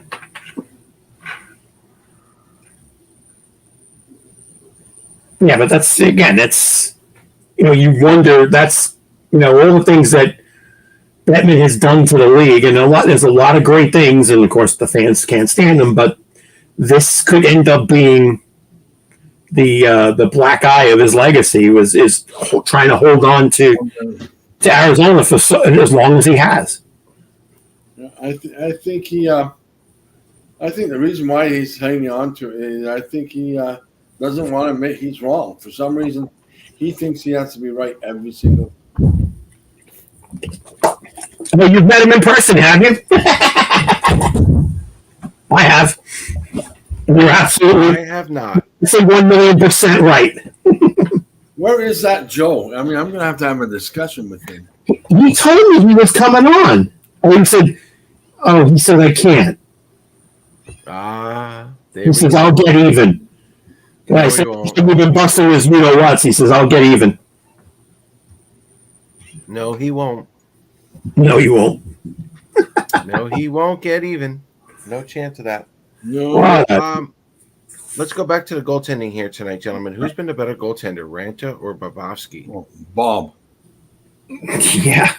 That's not even a question. He made that one great save on that breakaway chance, but yeah, Bob's been incredibly busy. Bob's the only reason why this game isn't 5-0. Yeah. For sure.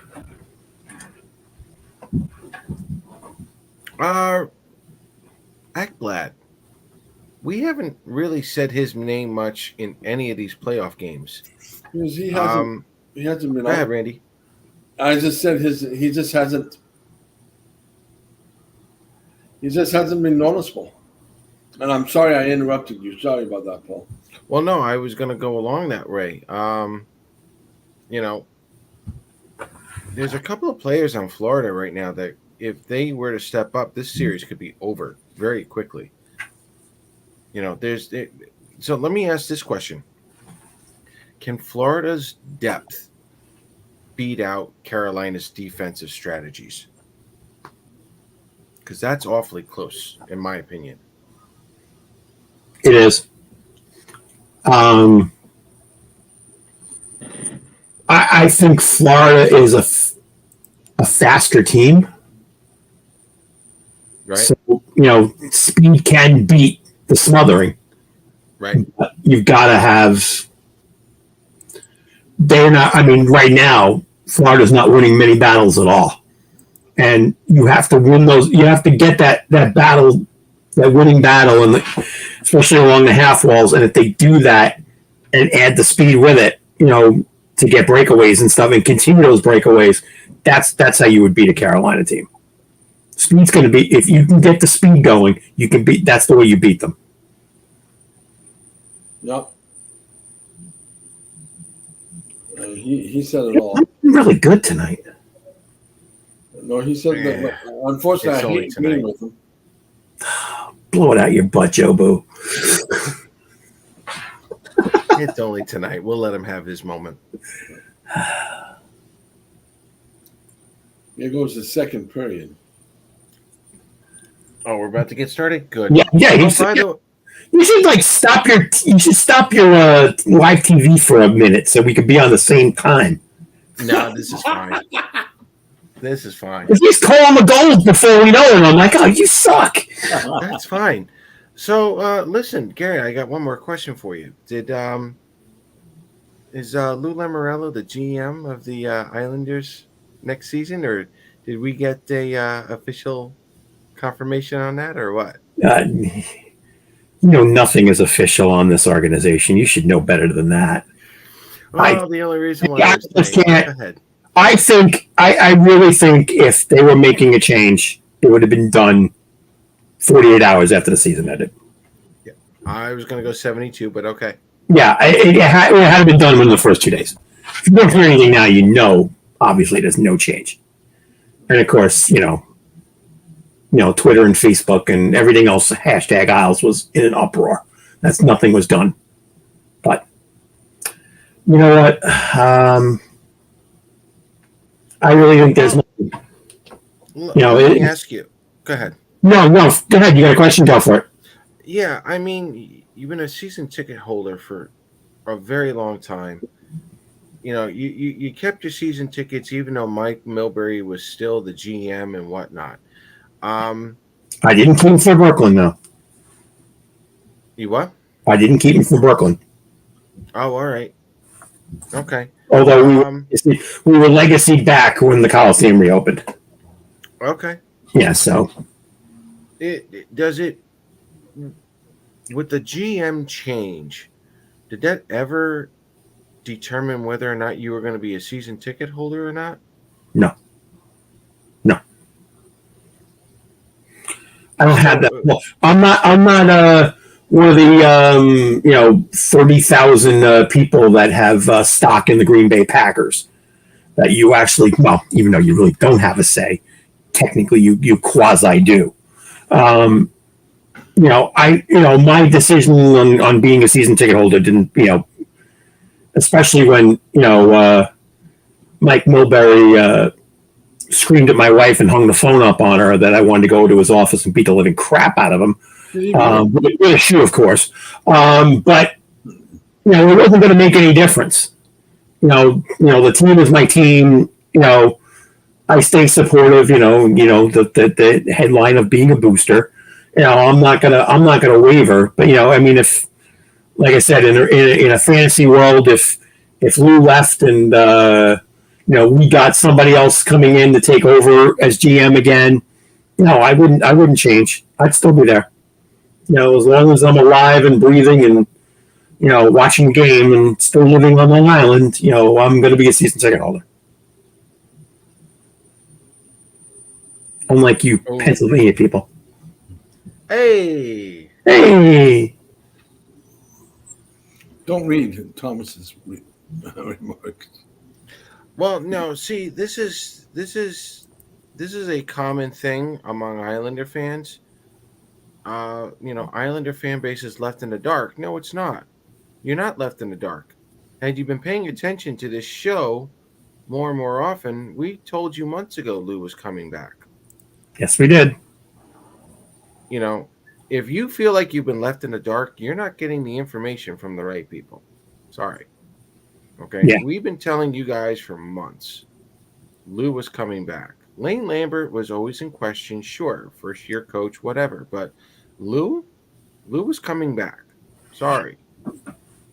And basically, I love torturing you guys. Yeah, and basically, since there was no comment or anything about Lane, that's telling you Lane's coming back too. Yeah. If there was going to be a change, it was going to happen right then and there, and nothing happened. And I think Lane's getting the benefit of the doubt because he got him. Despite everything, he got into the playoffs, and it wasn't.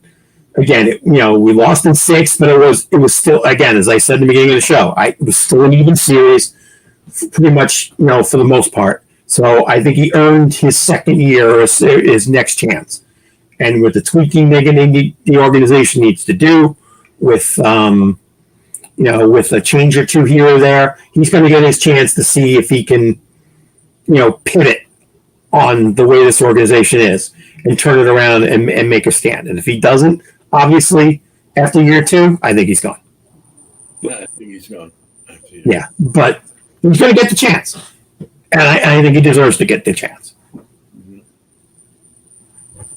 Have I liked everything that's gone on with him and some of the quotes and some of the things that gone? Yeah, of course. But you know what? It's a first-year head coach. Even though he's been an associate head coach for how many years under Barry? 7, 8 years, I think it was. He's technically the co-coach, if you will. So he's had his handle on everything, but he still deserved the chance.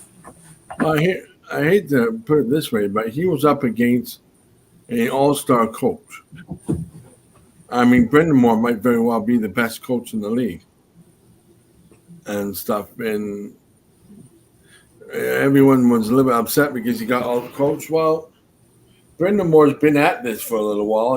There's a reason why Carolina's that good. Yeah, exactly. You got to give Lane some chance. You got to give him some opportunity. I didn't want him, but you guys have changed my mind on him and Lou. I was wanting a brand new area, but I understand and I get it.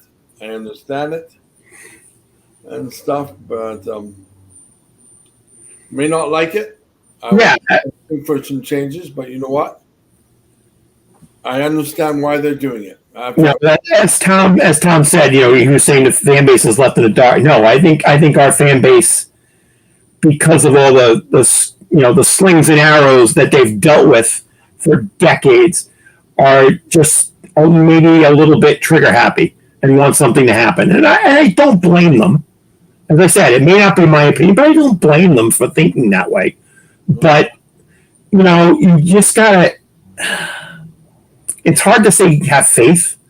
But, as a son of a Brooklyn Dodgers fan that always said, wait till next year or whatever, I'm giving them that. I'm giving them next year. I'm giving them that chance to see what we can do. I can see sides of both sides, Paul. Paul's known I've wanted change. Since I've been a blogger, I've wanted change. And I didn't like Lou in Toronto either, but then that's my fault. I have to give Lou the benefit of the doubt. The guy's won Stanley Cups. And I've never given him the proper respect he deserves. And he deserves that proper respect. And sorry, I gotta cut in here a second. I got a message saying that Joe was going to do a rebuttal show. On what? Tell him I'm almost scared. On what? He hasn't watched the last 2 shows anyway. He doesn't even know what he's rebuttaling about. Good Lord. He thinks everything is about him, Randy. Everything. He thinks we're making fun of him. Uh-huh. No, we're not making fun of him. He's a good man. No, not now. Rebuttal show, please. Tell him if he's that offended, Gary. Get him on here. He's still working on his Apple IIe computer. Let's just get that over with. Oh, jeez. Oh, I bet you're going to say Commodore 64. No, he's too good for that. So the Commodore is too good for that. Too good for him. That's bad. That's bad. Of course it is. that's a bad call. All right, so we've got about 15 minutes to go in the second period, and we're going back and forth. I'm watching this game, and man, Carolina, Gary, to your credit, they're trying to take out Florida in the first couple of minutes of each period, but Florida continues to hang in there. And stupid penalty. Larry Barkov just took a stupid one on Slavin. It was just a stupid. But they've had the first 7 shots of this period. Yeah. Yes, they have. So you know, Oh, that's a Bonehead tough play by call. Barkov. Oh no, that's a penalty. I'm sorry. Yep. yeah, that was blatant. I mean, that was pretty bad. He fell on his head. I don't know what happened to him, but all of a sudden he became. It was like his brain got taken over. Yeah. Or something. I don't know what he was thinking. Oof. That was a good opportunity just before. Wow. Yes, it was. But, Randy of the future has already known that. Well, I have not said anything.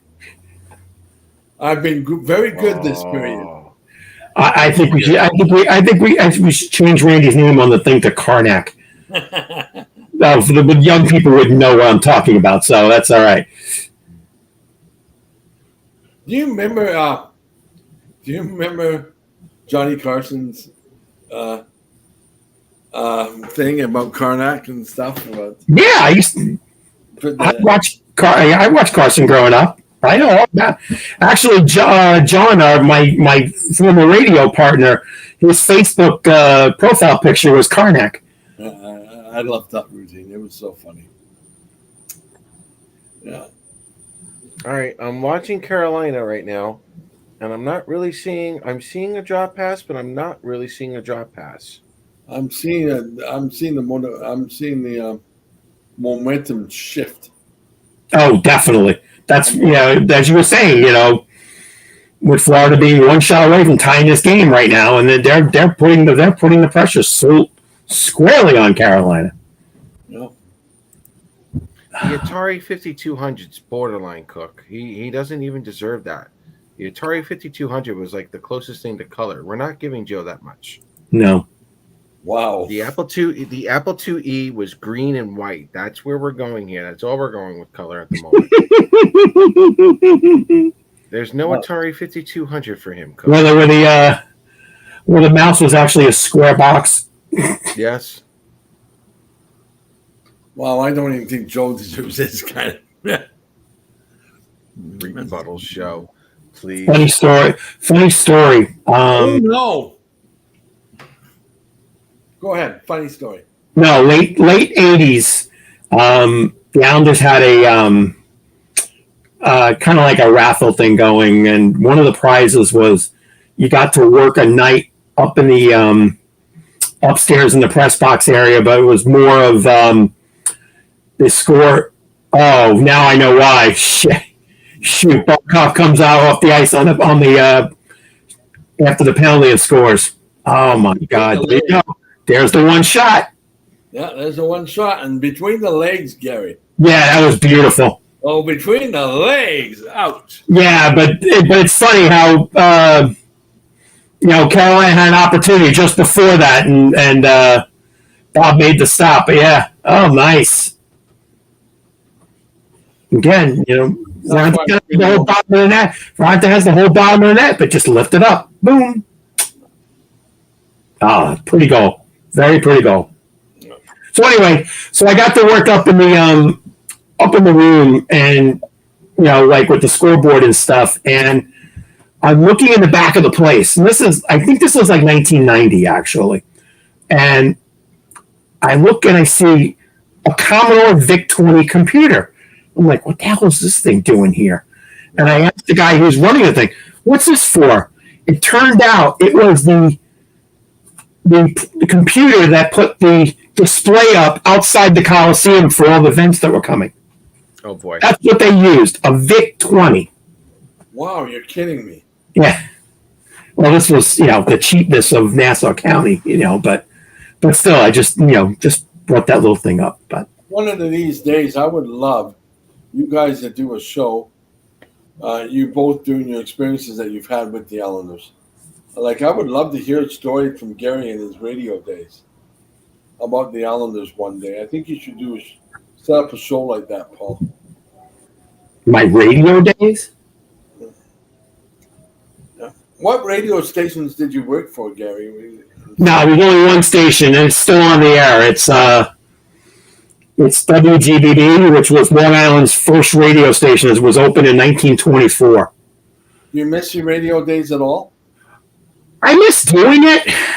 I don't miss the fact that it was so late, and then by the time I had to drive John home, and it's about a 45-minute drive from the studio to where John lives, and then I had to drive home, and it was like by the time the show ended at 10. By the time I got home, it was like 11:45, and I was on at the time I was still doing the show. I was on a 6:02 train in the morning going into the city. Wow. So yeah, Monday mornings I dragged my butt. And the fact that I paid for airtime, which kind of stunk too. So I got when I got to do 2 hours, I was sponsored for 1 hour and I paid for an hour, but still, it's under $5 that I split with John, but still, it was getting to be a little tough. But again, that was part. It was fun for me. I enjoyed it. I had a blast. When I was able to secure a good guest, it was fun. I interviewed. I had Brian Chache on. I've had some of the former '93 Islanders, and again, Glenn Healy, my favorite Islander of all time. I got to interview him, and it was a blast. I envy you because I would love to have the days where I could actually meet some of the players and stuff, and I would love that. Well, the great thing about Ledecky and the Islanders that they every year for a weekend they invite every single player that has ever worn an Islander uniform for alumni weekend, whether you played 1,000 games or you played one. And then actually this year, some guys never even played. They went to training camp or whatever. Anybody that's anything to do with the Islanders gets invited, gets hotel for the weekend and, whatever. And, it's a great thing. So, it lets guys, hang out and whatever. And they had things for the season ticket holders where they had the building open for 2 hours for autographs. Not this year, but last year, Glenn Healy was there, and he's walking around the concourse, and my wife and I, like I said, that was part of the basis of the beginning of our relationship was Glenn Healy, because it was my favorite, it was her favorite, and every time Glenn sees us, it's like reunion week.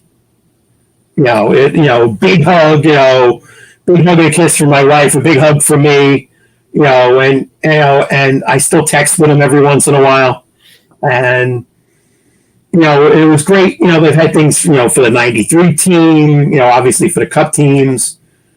But, it's great that organizations do that. I know a lot of others do as well. But, those are some of the best memories I've ever had were dealing with, with the Islander teams and, specifically that 93 run, to the semifinals. And does Rudy ever come out to any of those anymore? No, he has. Obviously, I guess because it's a weekend and his HNIC duties, kind of preclude him from doing it. No. But again, they are all invited. I know, when I believe when Gillies passed and when Bossy passed, I know I know Kelly talked about it a lot, and there was some interviews and stuff with him, after them, and how much that meant to him. He lives here now, so yeah, because he obviously does the Flames broadcast and stuff. Yep. And obviously flies into TO on the weekends. No, I think I would love to hear you and Paul talk about your hockey experiences that you've had, and let's do a hockey history one. I think it would make a great show. Let you, Paul, and Joe, and come in and do it, and your friend John. Yeah, you should invite him. I think the four of you would make an absolute great show. I think at least I would come and listen to it because I would love to hear your stories. Yeah, it would be good. It would be good. I do believe it would be. Well, I'm going to try. I know he would do it. Mm-hmm. And I'll put it out there. Maybe in the summer, if we do a show, Paul, maybe I'll make a call down to Florida and talk to my buddy Ken, a.k.a. Jigs. I think Jigs would do it for me in a minute. You know that, Randy. Jigs was my first guest. My first radio show, Jigs McDonald was my guest. Why don't we bring Jigs on to celebrate the 50th anniversary? Well, Jigs will do it in the 70s section. Jigs will do it a second for me. Okay. We'll do a 70s, early 80s part. Okay. I know, Jigs and I go back 30-something years. Because years ago, before the CBA and all the relationships, the players have or don't have, the Booster Club for the Islanders used to have what we called the dinner dance or an awards dinner every year. And Bill Torrey had this was a mandatory event. Every player, their wives or girlfriends, coaches, trainers, everybody. It was a requirement to attend. And, of course, we had Jigs as our MC for years. And that's how we became friends. And Jigs would do anything for the Booster Club. And, if we needed a guest for a meeting, he'd be there. Just, call him, I'll be there. And, when I told him, that I was going to do a radio show, he was one of the first people that said, you have a face for radio. And he's, I asked him, I said, would you be my first guest? And he said, you don't have to ask me. Just tell me I'm coming on the show. And that's how Jigs was. Anytime I was stuck over the 7 years, I needed somebody, I'd call him up. I said, Ken, can you do it for me? He said, just tell me when. I think that's cool. Yeah. So believe me, if we do the 50th anniversary stuff, Paul, yeah. Oh yeah, I'll get him. We'll do it. Okay. We'll do it in a minute for me. So you want to be on that show, Randy? With Jigs? Consider it done. Oh, I love that. You'll have to let me know when the show's on so I can come and listen to it. Yeah, well, we'll let everybody know. Yeah, absolutely. We'll let everybody know. I think that's cool. Yeah. All right. Well, Brian Cook's got a question on here for all three of you. Out of all the hockey games you've ever seen, what are your favorites? It doesn't have to be Isles or Flames. Does that mean well, let's put it this way. Okay, if it means in person, I'm gonna say, even though it was one of the unfortunate incidents to ever happen, I will say the Game 6 win in 1993 against the Caps. Because that was probably one of the most exciting games, that I've ever experienced until the hit on Pierre Turgeon by Dale Hunter. And going to non-watching, I'm not going to use the Cup wins because that's obvious. But to me, and I'll tell you a good story about it, it's the next round, Game 7 against Pittsburgh. I wasn't watching it at home. I was watching it in Atlantic City. it turns out that was the days that I was going to I don't know where Paul just went, but I was in Atlantic City trying out for Jeopardy. Yep. And it turned out that one of my good friends that I'm season ticket holder with now with the Islanders for years, and I worked with him, the company I worked for at the time. We were sitting in Bally's Casino in Atlantic City watching the game. I didn't know he was there the same day I was there trying out for Jeopardy. And so we were sitting in a bar, and it turns out there were 4 people from Pittsburgh that were Penguins partial season ticket holders that weren't at the game, that were in Atlantic City because they had planned it for the weekend and didn't think that it was going to be Game 7. They thought that they were going to win in 5 or whatever, and we're going to go to Atlantic City and not have to worry about the Penguins Game 7, when it turned out. So we're in this bar, and there were a lovely, 4 people, 2 couples, and, going through overtime, and then seeing David Volek coming down the left wing, making that pass to David, Ferraro making that pass to David Volek on the right wing, taking that off angle shot that beat Tom Barrasso, that put the Islanders in and knocked the 2-year reign of Pittsburgh down.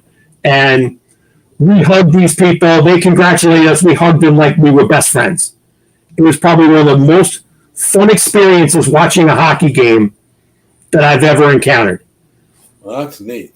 Yeah. So, again, my experiences in 1993 and also I ended up, I was dating my wife for about a month at that time, and she didn't come with us.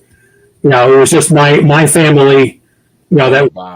Atlantic City, and so I ended up having to call her from a payphone, going about all the excitement. So that's my experience. So, Paul, you're next.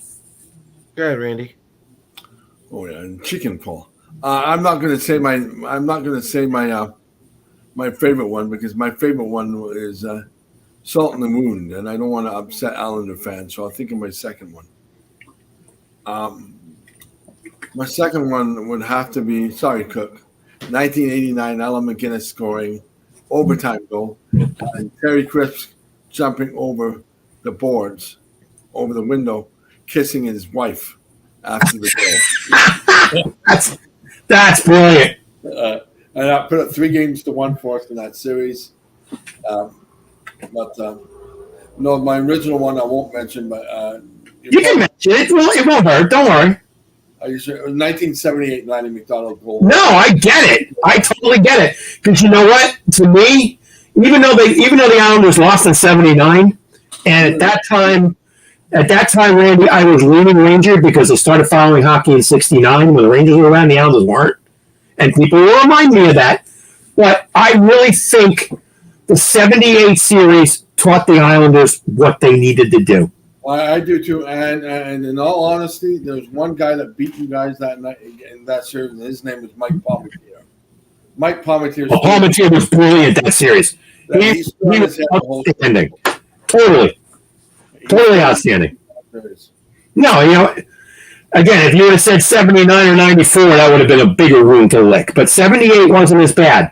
I mean, the Islanders were the President's Trophies winners that year. They were doing ridiculous things. But yeah, I think they kind of needed that little kick in the keister. And then the Ranger series the following year really did it. Davidson. Yeah, Davidson, again, the goaltending, we always keep saying goaltending is a difference in the playoffs. And Palmetier was in 78 and Davidson was in 79. I won't forget that Islanders and Rangers series that you guys had to win in overtime when Glenn Hanlon was a goalie. It was a 5-game. Oh, yeah, the Ken Morrow shot. Yeah. Yep. Yeah, I'll remember that one also. That would be up there. But in the pure hockey one, the other one, it would probably be the 1987 Canada and Russia series. Yes. Lemieux scored that overtime goal to end the game, too. That was another one I'll never. Wasn't Gretzky on the assist? Yes. Yeah. And And again, you can always say 80 USA too, but those are the obvious. That's another one. And Those are the obvious ones. Those are the obvious ones. That's the reason why I didn't pick them. But no, and it's not because the Blackhawks cook. So stop your whining. It's just because that moment what Terry Crisp does when the. But I like what he commented actually because he commented the 2001 Carolina Jersey Game 7 when Bork won. I think that's yeah. All right, Paul, come on, give yours. Well, one of my favorites is still, one of the first games I ever remember watching was Bossy's 1550, and I've said that story many times.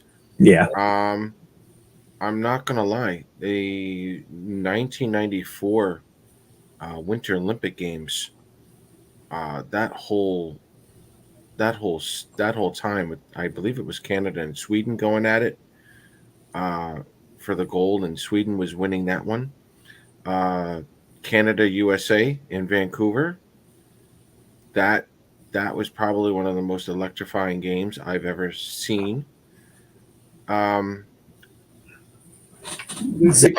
goal left. That goal by the goal that the one in overtime. Everybody talks about Crosby. Nobody mentions the unbelievable pass that McGinley gets Crosby the puck. Mm-hmm. Greatest pass ever, and nobody mentions that. But again, I wasn't going to mention that game because again, that's wounds that I don't like. No, I don't call it wounds. I mean, yeah, I feel bad that USA didn't win, but that was again one of the greatest hockey games ever, without question. Again, go ahead, Paul. Going back, was it 2013?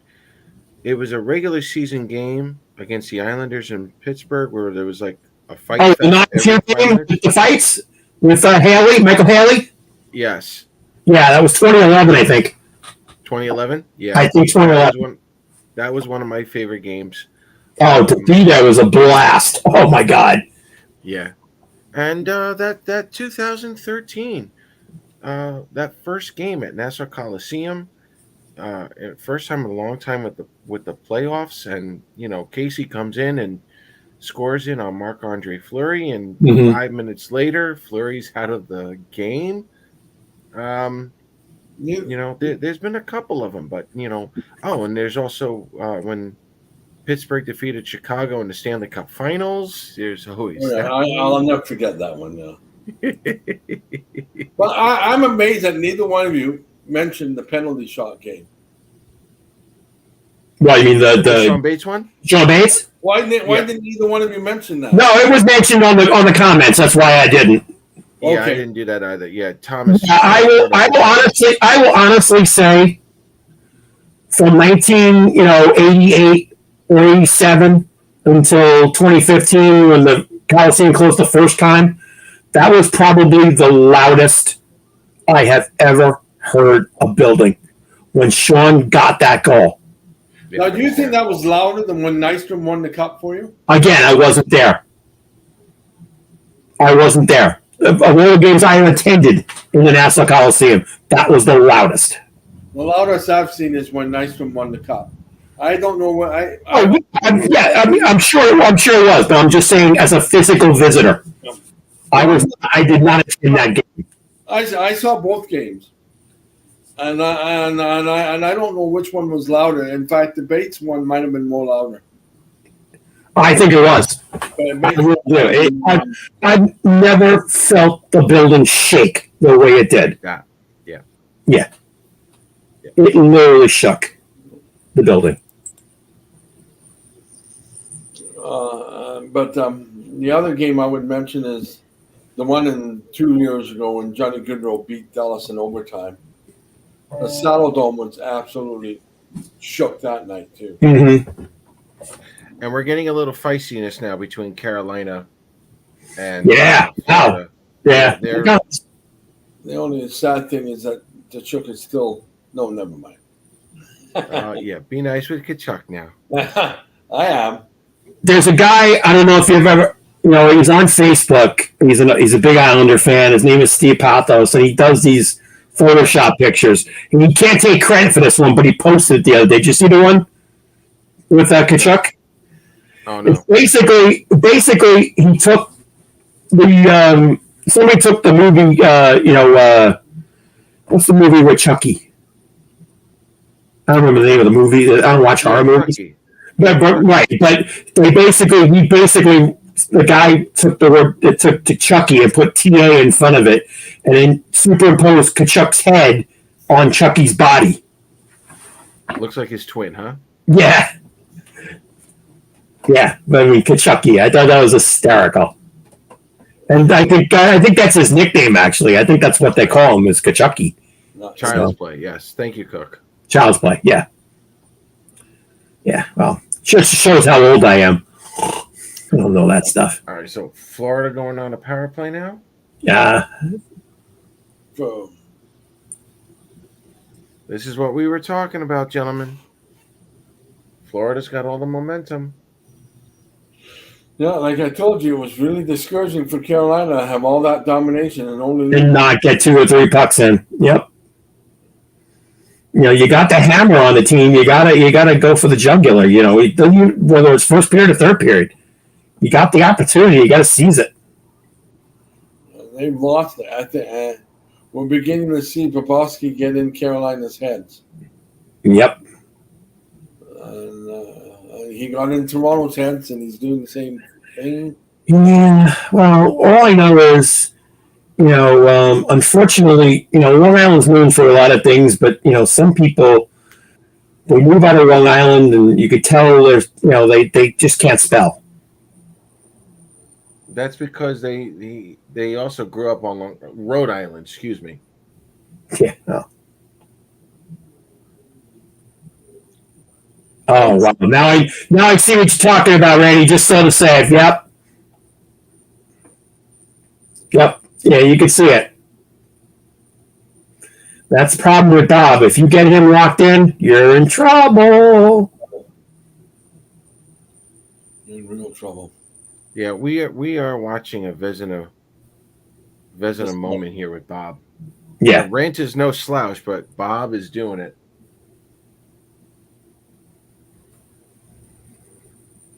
Okay, got a minute left. Going to bed soon? Who, me? Yeah.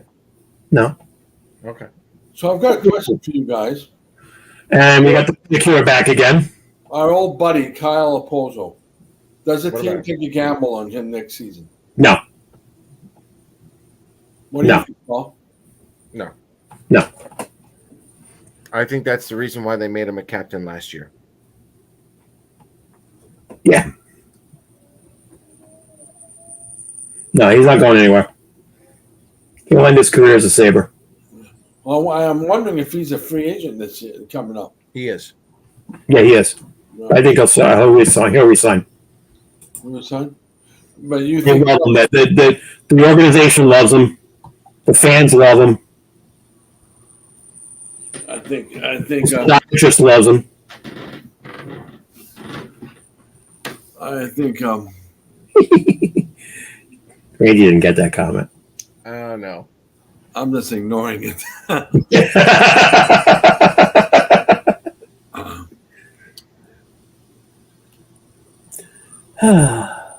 Best goalie in NHL history. History? One of you, one of the best goalies in NHL history. Do you have one above the other? I'd say Marty Waz, 1A, 1B. I'm going to go the opposite. I'm going to go Dryden. Dryden, I think it's a good one. Yeah, okay. I won't deny that. I don't think that's a wrong answer. I don't think so either. I mean, no. Except for if you pick a Chicago Blackhawk goalie, and then there's a wrong answer. Jack Plot came to my mind, but Dryden. I like Dryden, but I like Gary's pick too. Yeah, I was recently, I think like a month or two ago, and it was on CBC. And it goes back to Republic. One of the guys the actors that was on Republic of Doyle played Terry Sawchuk. Mm-hmm. I saw that movie. That was, if you find it, Paul, you should watch it. It's really good. Okay. I mean, it's amazing, all the problems he had late in his life, and he died from, the trouble and, the alcohol abuse and everything else. What a messed up life. If there's a hockey movie you guys need to watch, is the Don Cherry movie. That's what I was getting to, because after that, I saw the Cherry movie. Right after that, something Kid, right? Can't remember the name of it. No. Fantastic movie. Yeah, it was excellent. Excellent movie. One of the few movies I can actually say CBC did a fantastic job, and they did. The Gordy Howe one was pretty good too. Have you seen the Gordy Howe one yet? Yeah, I saw the Gordy Howe one. That one's a good one too. 1-1 after 2, guys, if I'm not jumping too far ahead. No, it just ended here. 3, 2, 1. All right, so after 2, we've got a 1-1 score. Again, this could have gone either way. Shots 14-8, favor of Florida. That's a different Florida team. I don't know. Definitely momentum shifting back and forth. Gary, I'm going to bring this question to you. Because of what happened to the Islanders in that first round, does or should Carolina back away and let Florida make that one mistake so that way they can capitalize? Or do you think they should keep pushing the way they have been? They've got to push.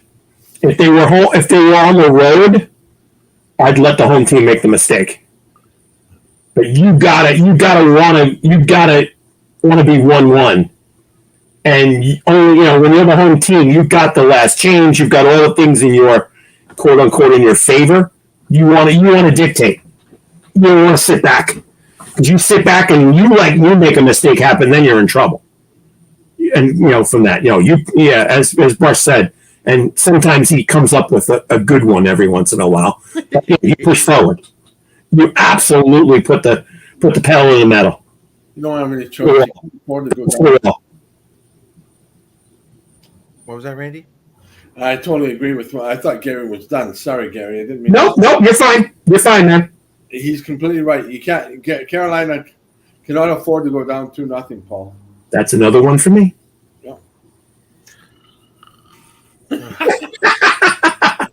I love you, Paul. And no, I Thomas, I'm agreeing with this one. This got OT written all over it. I'm blaming Thomas if this one was in overtime. I know. Thomas and Joe. Could be one bad line change or a puck luck or whatever, but yep. This has OT on it. Much to Joe's delight.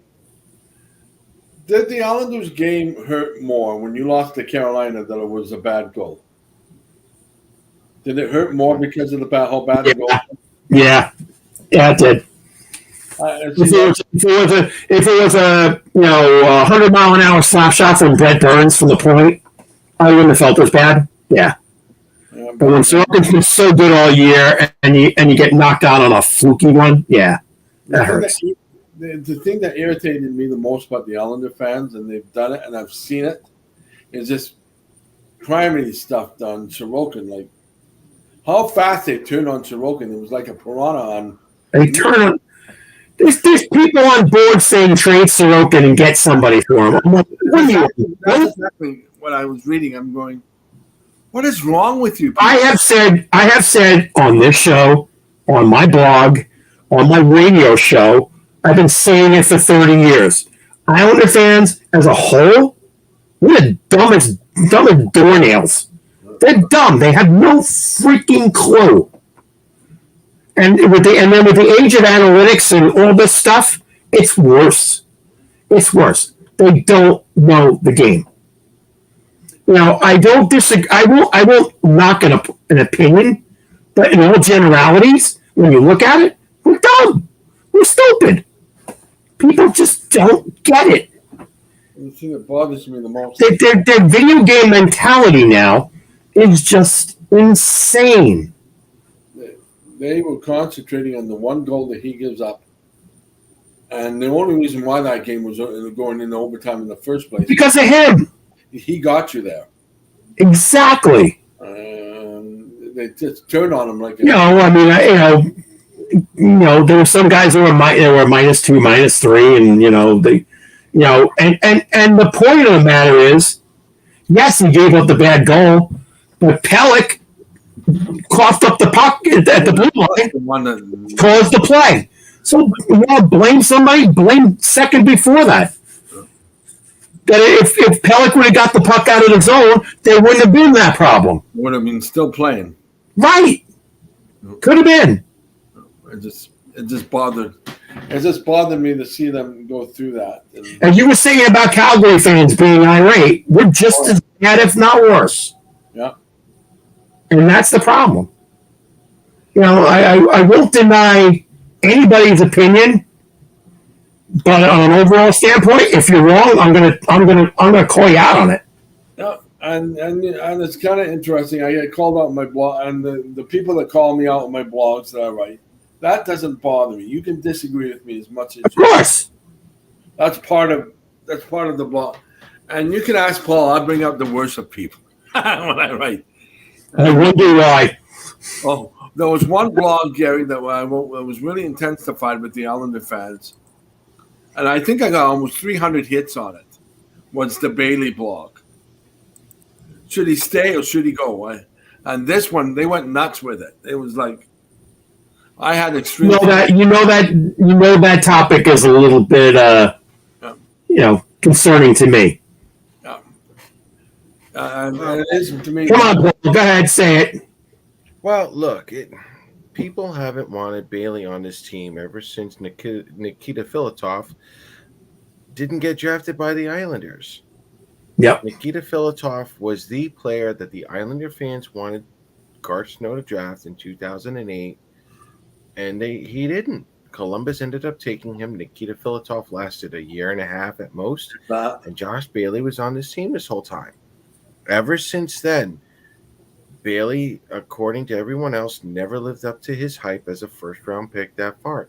But when you do the redraft, there's Josh Bailey at number 9, where he always has been in that draft. But it's never been enough for fans. Nope. The thing, and I've discussed this with you, Will. I love Bailey. I don't love his $5 million cap hit. And that's no offense to Bailey. No. You get what you get. You're playing for your career. You're trying to make as much money as you get. You get what you get it. God bless you. I mean, more power to him. He's the one. It's not his fault that the Islanders gave him $5 million a year. More power to him. Mm-hmm. I mean, but that was also during a time. The reason why he got it was also during a time when the Islanders were consistently making the playoffs. And Bailey was scoring consistently in the playoffs. Well, he was worth the $5 million at the time. He was worth the $5 million, yes. No question. To me, he's still an awesome, very good player. If he was making $3 million, he'd be very vital to you guys' team. Yep. To me, he's a $3 million player. I've got nothing against him. I love Bailey. And everybody knows I've got a personal interest with him, and my wife does as well. So, so it is what it is. And again, I'm a realist enough to know that he's got 1 year left on his contract, and he wants to play. And I don't know if he's going to play. So, I mean, is it a possibility that he's going to be brought out? Yeah, it pretty much is a good possibility. Yep. Because the guy still thinks he could be vital to somebody, or it'd be worth it to keep playing. And you know what? Hey, he's playing, to make money that's going to last for the rest of his life. So why not? If you can get it, go for it. I think you could get something for him if you ate some of his cap, Gary. I think you could get him through a trade. He's only got 1 year left. Now, if the Islanders would eat 1.5 million for a year, I think you could get a lot, but the Islanders would never do that. No, and Lou will never do that. They would never do that. That's the point. Lou will never do that. No. They won't eat the cap. No. No. And I understand that, and I get that. But from a, he's definitely an interesting topic. If I want hits on a blog, I'll write Bailey every single time because it seems to get quite a rile reaction out of him. Yeah. So what are we looking for now in the third period? Obviously, Gary, you said part of it. You want to see Carolina continue to keep jumping and keep pressuring them. We need a repeat. For Carolina fans, you need a repeat of the first period. Come out physical. Come out balls to the wall. Make a stand. Show the Panthers you mean business, and get that goal, get ahead, and do what you have done all playoff long. When you get the opportunity and you get the chance to put somebody to sleep, you do it without hesitation. If I'm Florida, I just look at that second period and say, come at it with the same thing. No, move your legs. The first 180 seconds of this third period is going to mean so much. There goes Brush off with the Bridgeport again. I know he wants Bailey down at Bridgeport this year. No, that's not. That's not happening. That's not happening. You didn't hear that from me. Brush can hate me later. Yeah, that's fine. He hates you already. I know he hates me. Randy, what does Florida have to do? Randy, what does Florida have to do to win this game in regulation? Get in their heads. Get Carolina frustrated and get them to make a stupid penalty and get in their heads. That's right. That's all they have to do. And that's what they've done all playoff long. For each one of these teams to win, they've got to do what they've done since April 17th. They got to play that game. Either the game that Carolina's good at, the game that Florida's good at. That's what they've got to come out with. It's important. Friedman just said that Pittsburgh will be asking Toronto for permission to talk to Dubas. And who? Oh, yes. Update on that with Tree Living. Calgary has granted permission for all teams to talk to Tree Living. The Flames have. Yep. But the condition is Tree Living is not supposed to talk about the draft or anything else going on up until July 1st. After July 1st, he can sign with any team that he wants. He can talk to any team that wants to hire him, but he has absolutely zero physical interaction with that team until July 1st. That's exactly right. Okay. That's exactly that. Yeah. And so it'll be. And by the way, Pittsburgh has talked to Calgary about 311, and now Toronto about Dubas. To me, they're Toronto looking for a GM with bite. That's why they're going after Tree. That's why I think 311 will get it. I sure wish the Islanders would get involved with 311. That's who I really like for the Islanders. And I know they're keeping Lou, but I wish they would have gotten 311 in some kind of management position, whether it's maybe the assistant GM or something. But we're going to get into that. We're going to get into that on Wednesday. Awesome. Yeah, we're going to get into that on Wednesday. Kevin Kurz is, in fact, coming on the show on Wednesday. I'm going to plan. We have a tentative agreement to put a show on Wednesday night. Kevin is going to come on. We are going to talk about that actually. Should the Islanders bring in another assistant GM, something of a protege, perhaps? But the issue that I'm going to see here is that if Lou brings in a protege or Scott Malkin brings in a protege and the Islanders don't do well through November or December, Islander fans are going to be like yelling for Lamoriello to get fired and bring in this protege as a new GM. Like it's too much of a rush. And you know my response to that. Go ahead. There's no difference. They've been yelling for Lou Lamoriello's head for 20 years. What would be the change? Right. I might be wrong, but aren't I right about what the Islander fans want right now? They want. I mean, they're all up in arms, getting ready with pitchforks, wanting Lou Lamoriello out. Isn't that right? Or am I wrong in saying that? They want Kyle Dubas. They want Connor McDavid. They want Leon Draisaitl. And that's pretty much it. Pretty much. It's a typical response.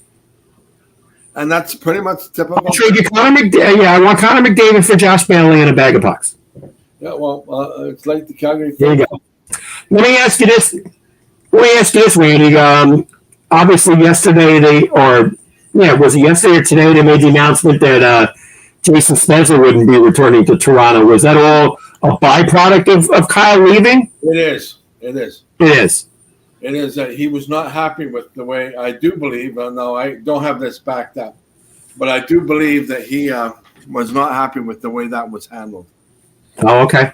He believes that Toronto, what I think, and this is just my speculation, I can't back it up, but I think he thinks that Toronto had an agreement, that Toronto said, you want to come back because we'll offer you a contract, and he thinks Toronto backed out of their word.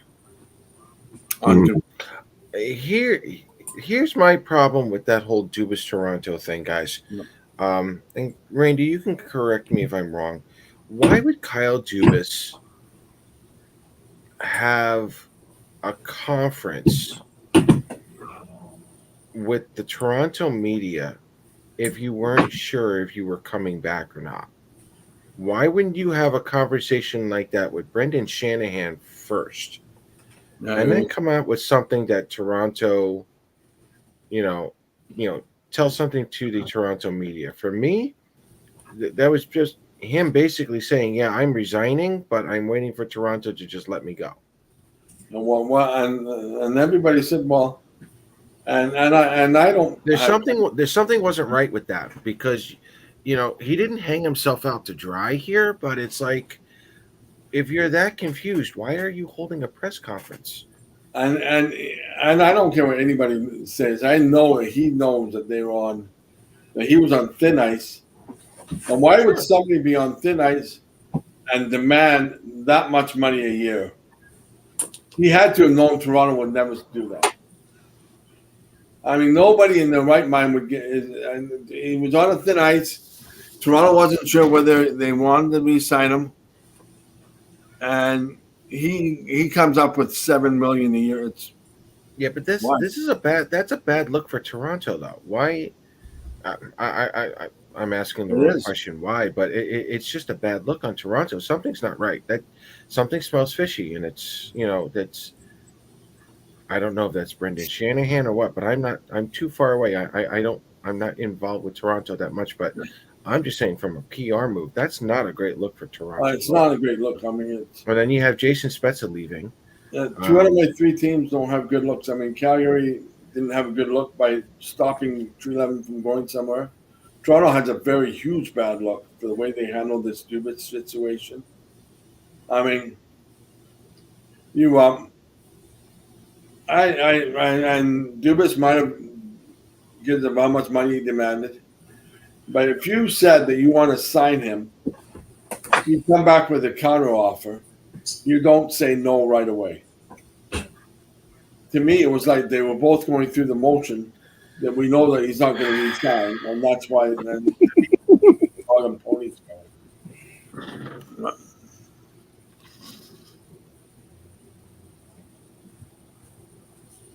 Why do I do this to myself?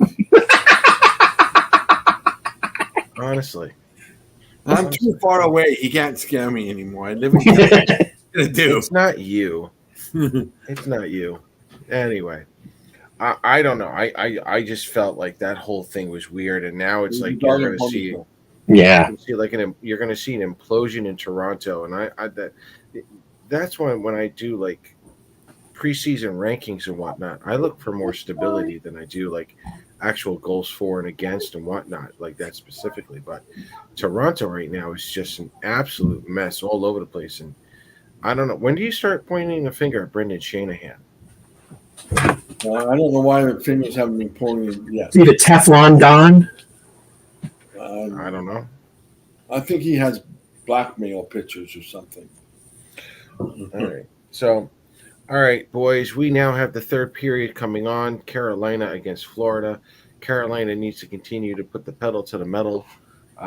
Florida's depth has got to start showing up here and see if they can withstand another Carolina attack, but then they gotta take care of that Carolina defense at this point. So third period underway. It's already got started with Randy 2 minutes ago.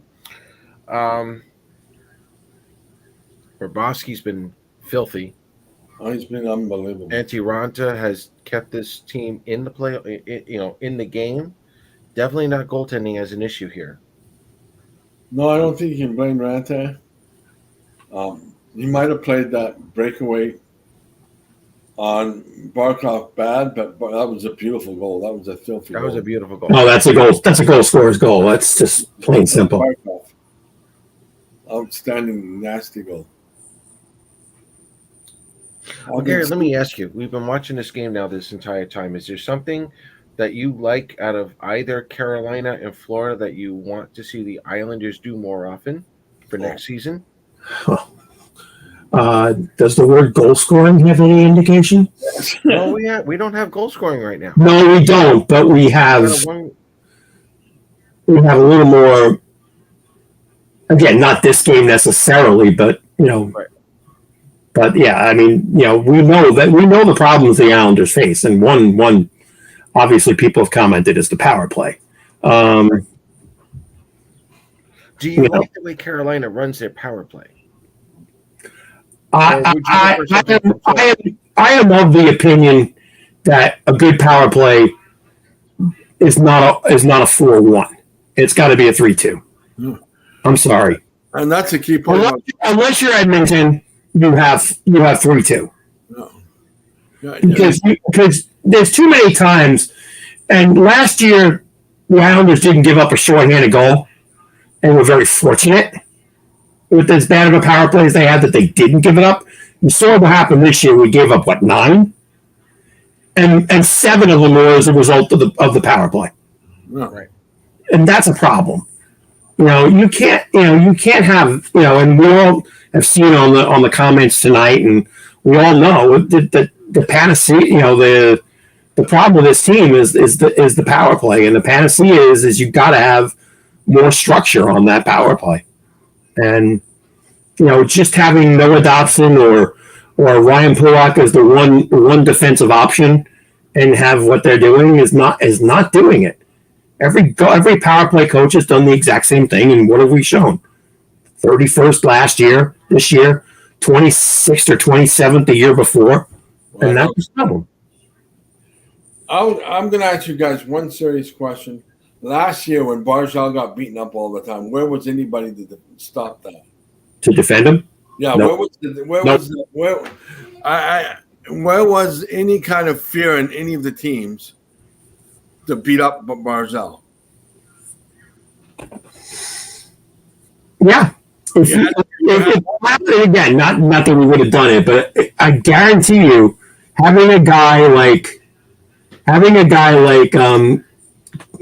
Tkachuk on a power play gives you so much flexibility. And again, it puts that fear factor of somebody going after on Matt Barzal away. You need a power. You need a real power forward, a physical power forward to work with Matt.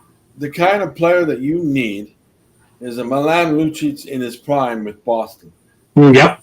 If you could find a Milan Lucic type that's a Boston Bruin, you go with Horvat and Barzal. I love Anders. Anders is a great physical player, but he doesn't always. He's not always there. No, and he's not. He's a tree trunk. He's a tree trunk with legs. He should be sitting right in front of that goaltender and creating havoc, and he doesn't. Half the time he's behind the net. And you don't teach that to a guy 6'4", 230 pounds. I'm hearing myself in the background, and I'm wondering why. No, but that's exactly in a nutshell, Paul. What I would want from the Islanders is go find a player with grit that has some kind of offensive fire punch. I think that's find a 15 to come off the air soon. Go find a 15 to 20 goal scorer who can kick some crap out of people. Yeah. To give some fear in the teams. You have no fear. None. Martin doesn't do it anymore. I'm sorry. Martin, that fourth line, and that's it. But that fourth line's, they're going to cause havoc, but they're not going to score any goals for you. No. You need a good young player that can be a havoc because of its problem. But they don't come in threes. I mean, there's only one Tashuk in this league. But he's the prototype. And I hate to say this, and I know everybody in Long Island hates him. But I wish that the Islanders had an answer for that guy in Washington, Wilson. And I know the Islanders fans hate him. Do very well on Long Island. Yeah. But he'd be a perfect winger to go with Barzal and Horvat. You hate Brad Marchand in Boston, but you know what? He's on your team. You love him. Oh, yeah? You love that grit. You love that attitude, in your face, that kind of thing. Calgary's most hated player by everybody is Kadri, but he's also one of the most favorite players on the Flames. Yeah. Because he's the player. They get in your skin. And if Kadri didn't fall apart in the second half like he would have, but if we would have kept it up, we would have been in the playoffs. They need that. Yeah. And I hope Lou gets you that in the off season. One thing I hope he gets you is play with grit and some scariness.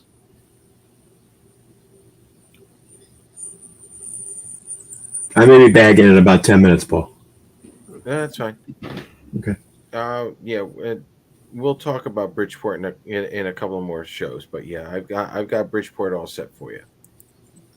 Is that Brush asking about Bridgeport again?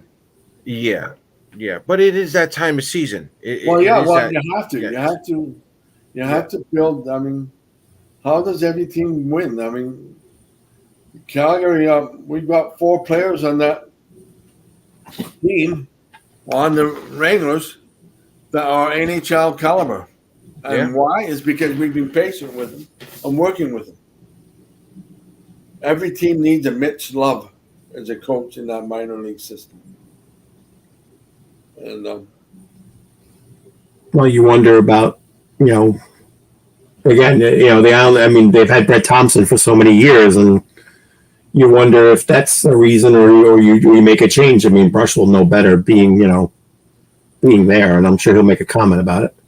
I'm actually bringing on 2 people as of right now to discuss that during draft month. As of right now, I have Shane Malloy coming on from SiriusXM to talk about that, and I am in the works of bringing in Patrick Williams from NHL.com, who covers the American Hockey League. Okay, cool. So, yeah, those questions will be answered. Shane Malloy is really, really good. Yes, he is. Paul's just such a name dropper. Yeah. Hey, I've got draft month all covered right now. Oh, I know you know. I know you do. I'm just Everybody has to make you. It's because I'm overall winning tonight, so I can put those 2 cents in. That's fine. See, now gentlemen, we were talking about this before. The hitting here is starting to get sloppy. The elbows are starting to get up a little bit. Randy, you hit this right on the money. Someone's going to get real sloppy with these hits, and a penalty is going to get called at some point. Yeah. But we've got, just under 14 minutes to go here. Do the refs put the whistle away with like 10 minutes to go? 5 minutes to go? But I hate it. What's that? They do, but I hate it. Okay. It really irritates the heck out of me. A penalty is a penalty. I don't care if there's 20 minutes left. or if it's in the last 2 minutes, if the guy's done something, you call it. You don't care if it's October or May. No. Nope. I hate it. One of the greatest beefs I have is when the referees put the whistle away during playoff time. No, it makes total sense. I mean, sometimes I think watching a game, I have a different feeling when I'm watching a game live as opposed to when I'm watching a game on TV. I don't know why it is, but sometimes it'll dictate. I'll look at the third period and I'm like, well, you can tell in the first minute, there's not going to be a call, but then it's always the one that's against you that just drives you out of your mind. But yeah, you're right. You're absolutely right. A penalty is a penalty, no matter what it is. But I'm with you. I understand what you say, Gary. I mean, the referees don't want to be the cause of the winning of the game. Yeah, that's what I don't. Call it. When it has to be called or it's blatant or whatever. But yeah, you don't want a referee to be the reason why a team won or lost. So I get that. AKA have another donut, you fat pig. Yeah, I love that. I'll never forget that line. Have another donut for your fat pig. I don't know whether you guys saw. Well, you Gen Xers and born in 2000, go look up Don Koharski and Jim Schoenfeld on Google. 1989. If you want to see a funny coach blow up, do a YouTube search on Jim Playfair, and he was in Calgary's minor league team, and Calgary loses the game gets a penalty. And he gets so ate that he throws everything on the ice. Yep, I remember that. Oh, we've throws seen sticks, that. Yeah. throws a bench. The players are laughing. The players are laughing on the bench and they're hiding their faces because they're worried that they get hit by the sticks as they're flying over his head. Yep. It was quite funny.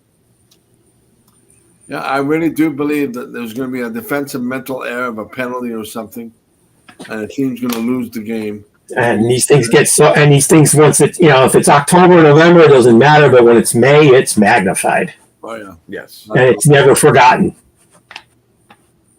I can tell you the coach that's nervous is Brendan Moore because he can't afford to go down 2-0. No, if he goes down 2-0, he might as well hand Florida the series. I was going to ask, can Carolina come back like the way New Jersey did against the Rangers, or is this too deep of a Florida team? I think it's too deep. I really do. They're on such a roll right now. And they've got a goalie that's in another atmosphere right now. He's such on a roll. I think Carolina has to win this game to make the. Who's your Conn Smythe winner right now? Go to Chuck. Yeah, I'm just looking at the West and I'm thinking of the West. Yeah, I can't see right now anybody else. Yeah, not Chuck. The Chuck or Bobrovsky on Florida, one of the two. Okay. Oof. Now I see why you went that pass that just hopped over the stick. Ugh. He should shot that puck. Yep. Should have shot it. Yep. No question. If he would have shot right over because of the stick. Oh my God, that was such an opportunity. That's one that Florida will Ronson was in good position though. Yeah, he was. But that was a great pass. Oh, absolutely. Oh yeah, no doubt. That would have been a tough goal though. Yep. You have to love the heart of that Stahl. On Carolina, Eric Stahl. You gotta love his heart. The guy never gives up. Eric's not there. It's Jordan. Jordan, yeah, sorry. Yeah, they all look alike. I don't know why I said Eric. Well, former captain of Carolina Hurricanes. Yeah. That's a nasty hit. Oh man, he's lucky he didn't get a penalty on that. I guess we're going to see it. Let's take about 20 seconds. You'll see what I mean in a minute. Spoiler alert. Yeah. Sorry, Paul. It just irritated me so much. No, you're not.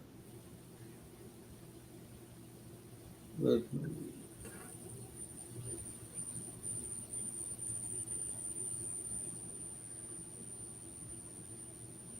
still haven't seen it yet. It was that number 10, the ex Ottawa Senator. He hits him with the elbow. That okay. Maybe I did see that. Okay. Oh, declare you mean? Yeah, declare it. Just. Oh yeah. Now. Yeah, okay. I might be wrong. I might be Just went back on my DVR. Yeah. All right. I just saw it. Was it as bad as I thought? Am I overreacting, Gary? Yeah. Well. Always. Am I overreacting? No. I mean, again, that's what a referee is going to say, unless it's really blatant. That's one of those iffies, Yeah. You're probably right. It's probably not as bad as I thought. I looked up and all of a sudden I saw it, and I think I missed most of it. And but yeah, your answer to your question, they have put the whistles away, Paul. It will have to be one where it's got to be blatant. It's got to be something so bad, taking away a real good scoring opportunity. It's just a random hit like that. Yeah, I don't think it's gonna. It's not gonna get called. No. Oh, you're right. Or as Dickie Dunn said in Slapshot, it was just in the spirit of the game. But thank you for inviting me, guys, tonight. It's been a blast. I've really enjoyed it. Oh yeah, my wife, I'm sure, is happy I haven't been around her for 3 hours. Well, mine's writing, so it doesn't matter. Mine is writing, trying to get her book done in time and stuff. So. And it's official, gentlemen. Patrick Williams will be a guest on Isles Talk. Yes. Well, we're going to be talking about Bridgeport in a couple of weeks. That's terrific. That's good. Ooh, as I shake my computer here. Again, you'll have to let me know when that is so I can listen. And I'm also getting the his first name's Tim. I forgot his last name. Anderson? No. I'm getting the Worcester play-by-play. Oh, that's cool. Yeah, he's gonna. I'm trying to get him to talk about Reese Newkirk, Tikkanen, Colin Adams, all those prospects. Oh, good. That's great. That would be good. Paul is branching out. Yeah. Oh my word. Quiet you. All I'm gonna say.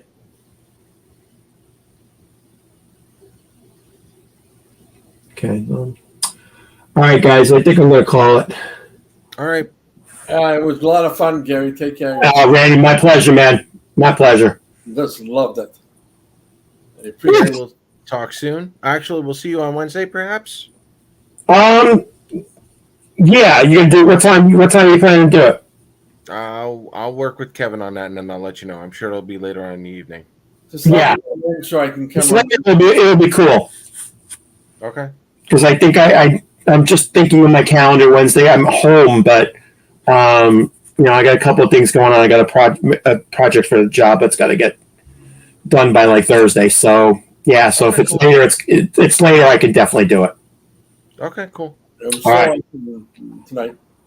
All right, guys. Good night. Have a good one. I'm off. Say good night. Yep. Hang out. So I can stay on for a half hour if you want me to, Paul, or we can close. It's up to you. Well, we got 9 minutes left in the game, so we should be all right. Should be able to end by the end. But what is he talking about? What do you mean it's about time? Hello? He's your friend, not mine. Who was that? Brush. And this is not happening either. No. And the reason why, Thomas, you are never going to be a guest on this show is because you want Lou fired. You want everyone traded. You want the new building to burn down. Everything needs to change unless the Islanders win a cup that year. Otherwise, everyone's going to where. So, no, I just summed up your entire time on Isles Talk. Not happening.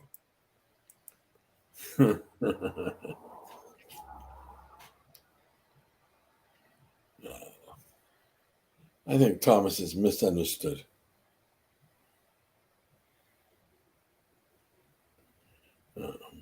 See, now this is why I love playoff hockey.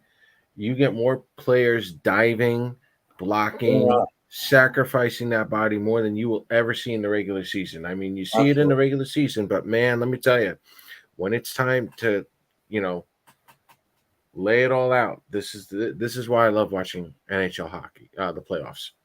There's nothing better. Oh, good save Bob by is Bob. just standing on his head.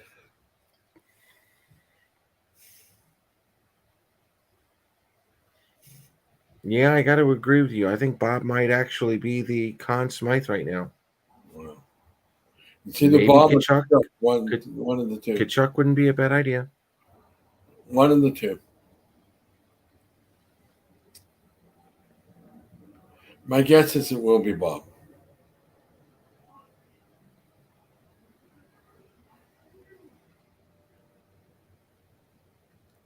Is he earning this contract right now? I think so. I mean, I still might be a little bit high. I think he's. Okay. I think right now he's a $9 million goalie. Okay. I don't think there's a $10 million goalie in the league. Oh my goodness. Oh man, I'm not saying nothing. Not yet. You're only teasing it. That's all. Yeah, but I think I think it's 2-0, Paul. I think Florida wins. I'm frustrated to see it, but I think Florida wins because I think Carolina's going to get more frustrated. Oh yeah. What a nasty, ugly, nasty game this is turning into. Yeah, but this is what I love. I love the ugliness. I love the nastiness. Wow. Oh, he blew it. He just blew it. Too straight of a shot. Oh my goodness. Oh. You called that.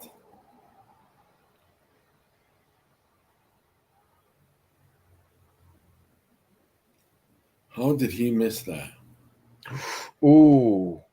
That's a there's a penalty. Well, no, it was not a penalty. My bad. No, I it thought is. that was a penalty. It is. It It is? is a penalty. Gudis Oh, is there it going to the Pops. Oh man. And That's a trip. it's close. It's close. It's not an Gotta give that- obvious call. Gotta give that to you, Randy. You called that one. That was a dumb play. It's silly. Use your head. And Gudis too. Yeah, I love the guy. I mean, I hate him, but I love him. If he was on my team, I would love him. Sure. But unfortunately, he makes mistakes like that once in a while. But that's his first big mistake. Yeah. He's been very good this series. That's his first big mistake. No, there isn't, Cook. This is why I enjoy doing this on a Saturday night. That's fine. Nothing better. What did he say?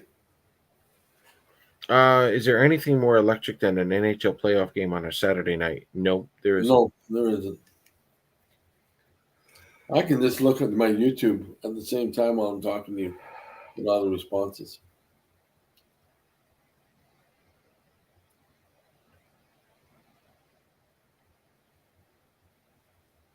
So, Randy, you also do the drafts. How's your predictions coming up? I've gotten the first two, and I haven't gotten it back to it yet, and I have to. But I think it's going to be a surprise. I think Mishikov will go number 4. Really? I don't think Columbus picks him. Okay. And the reason why I say that is because of his KHL status of 3 years. So from what I've read, and I've been reading a lot of it, he could go from either number 4 or to number 8 as far as Washington. Just simply because I don't know whether the NHL teams want to wait 3 years. Okay. If Carolina wants to wait 3 years, Columbus will pick him. If I was Columbus, I'm not going anywhere anyways. I didn't get Bedard, so I'm not going to get the in player. then I would definitely pick Michikov. I think Michikov is better than Fantelli. I do. I really believe. I believe that he's the second best player in this draft. Okay. I think he's. But All right. So Carolina now on a power play here. We're going to watch how they set up. man, Florida's got one of the best defensive teams in the league. They do. Absolutely. I don't consider that to be a drop pass either. Florida's They make the room. This penalty kill in Florida has been absolutely outstanding. They have just done so. They're just press, Paul. Yeah. They're absolutely awesome. But what I really like is Carolina's not wasting any time. They're making the pass. If they don't have a shot, it's a very quick pass, and then once the shot's there, they're taking it. Oh, here we go. That was a close one. Oh, you should have That passed. was a 2. That was a 2-on-1 for Carolina. Yeah, it was.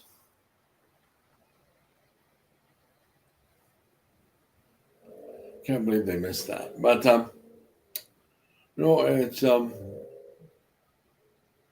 you got to give Florida some credit here. I mean, how much do we really want to give them? Yeah, I don't. That's a question. I'm being serious. We can give them as much credit right now as we want. Yeah, I think dig deep. Wow. Oh. I don't know how they missed that, Paul. They're surviving. They're surviving. It's the only way they're doing it right now.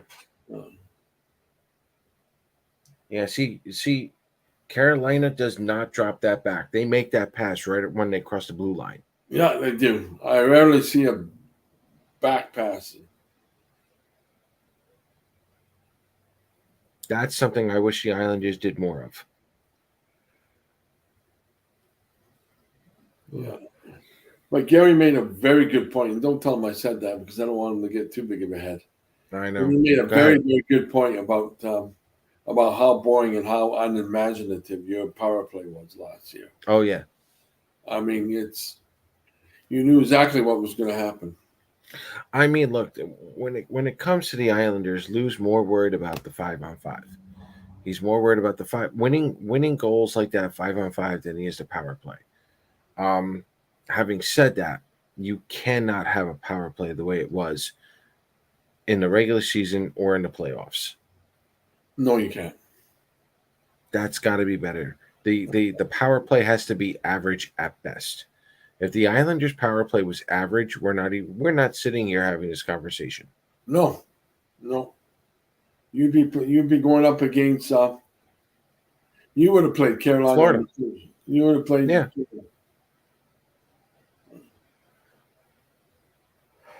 You'd be playing Florida right now. Yeah. You would have been playing Rangers in the first round, is what you would have done. You would have had the Rangers in the first round. But what are you going to do? I just don't know. You think this goes to overtime? I do. Because Florida, the way Florida's playing is they're just waiting for a mistake. Okay. And I think this one's going in overtime. I'm hoping Carolina wins it this time. Yeah. Well, let's give. I'm going to go with your little routine here, giving Florida a little more credit. Let's say they take a 2-0 series lead here. Yeah. How many games can Carolina take Florida to? If it goes down 2-0, Yeah, how many games can they take that in the series? I think it will go to. They could go 6. But I'm saying 5. But I think they there could be an odd chance that they could win. I'm with you on that. I'm thinking if Florida wins tonight, Florida could have this done and over in 5.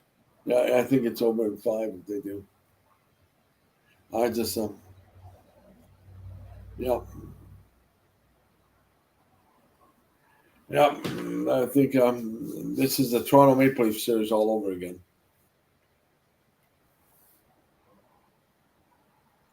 Bobrovsky is just a monster right now.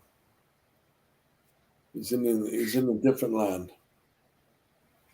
Bobrovsky hasn't looked this good since he played for the Columbus Blue Jackets and he beat Tampa in that first round. That's right. Yep, that's exactly what he reminds me of.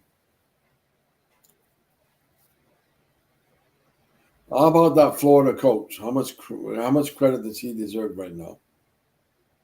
Maurice. Paul Maurice? How much credit does he deserve right now? If he comes out with the Stanley Cup, I'm sorry.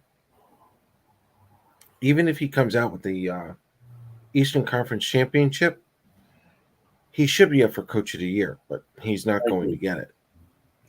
I agree. Because I believe those nominations are already done, correct? They are. Yeah.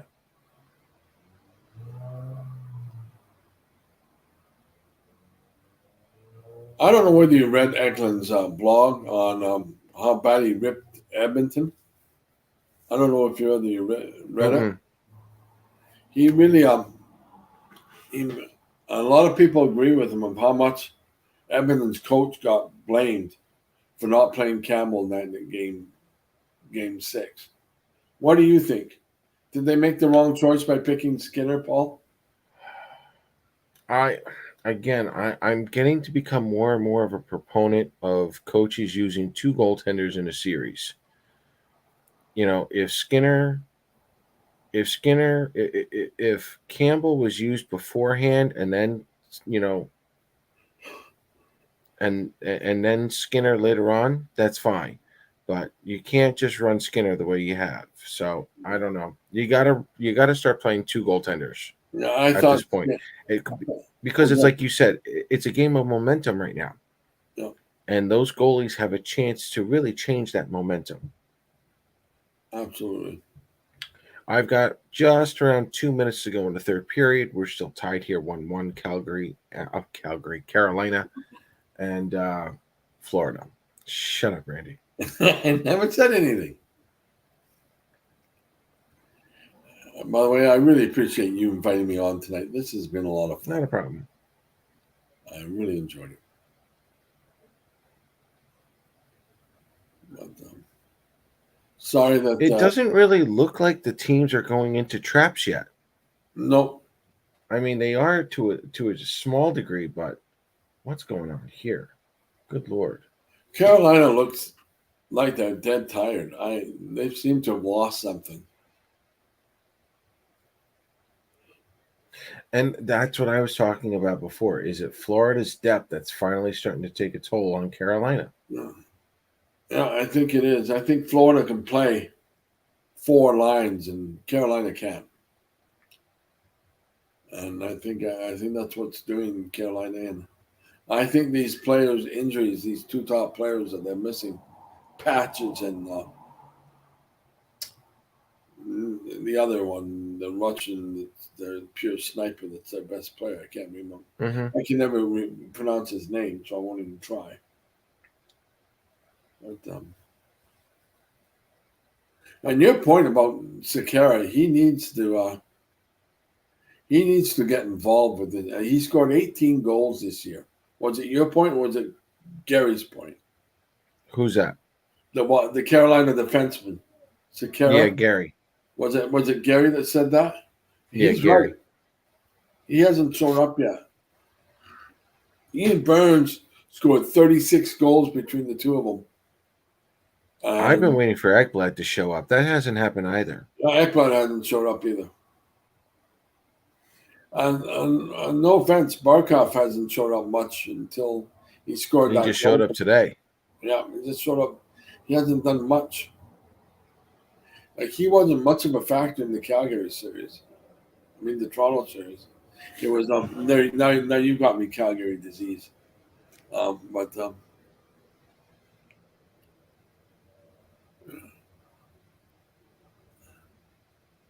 48 seconds left.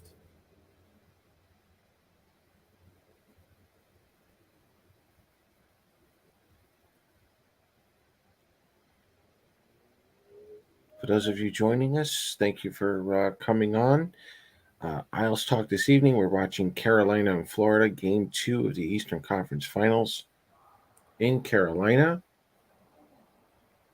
Randy Workman, Paul Kreischer, Gary Harding was with us. Any questions, comments, concerns? Leave them in the comment section there. Chat room's been busy as well. We appreciate you guys coming on. I haven't been in the Facebook. Is the Facebook chat room being busy, Paul? What's that?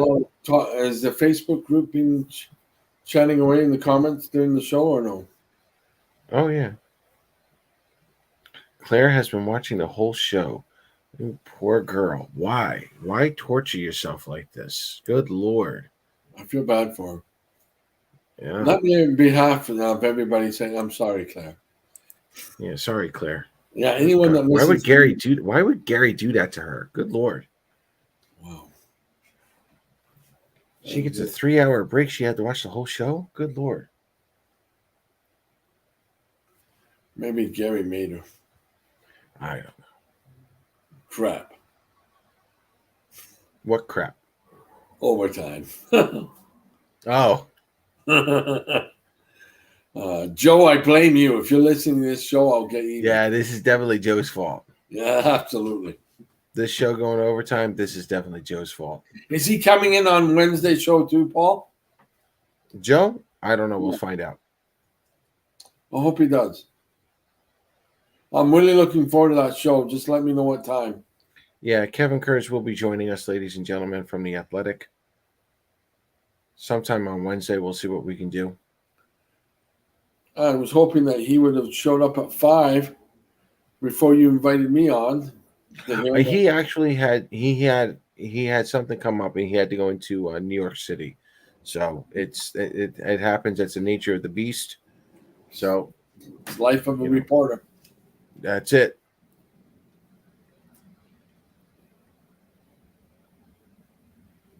I'm looking forward to hearing from him. That's why when you invited me in, I was surprised because I thought he was doing the show. So I didn't invite you. Gary invited you. I just dragged you in here. There's a difference, okay? Okay, I'll try. What new subject?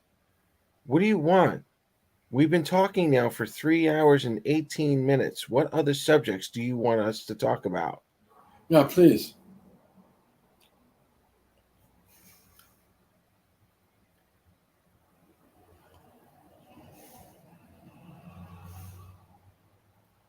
Well, here's one that might make him happy, Paul.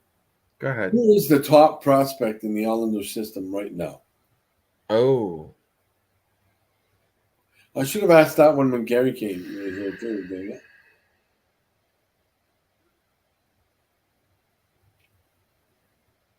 It could be DeFore. Could be Ishikov.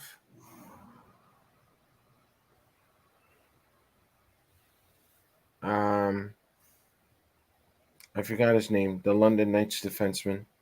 Oh, the one that you and I watched. Yeah, we were watching that game last night. By the way, did they play? Yeah, I'd probably go DeFore. Would you? Yeah, I'd probably go DeFore right now. Ishikov's a close second, but I'll say this right now.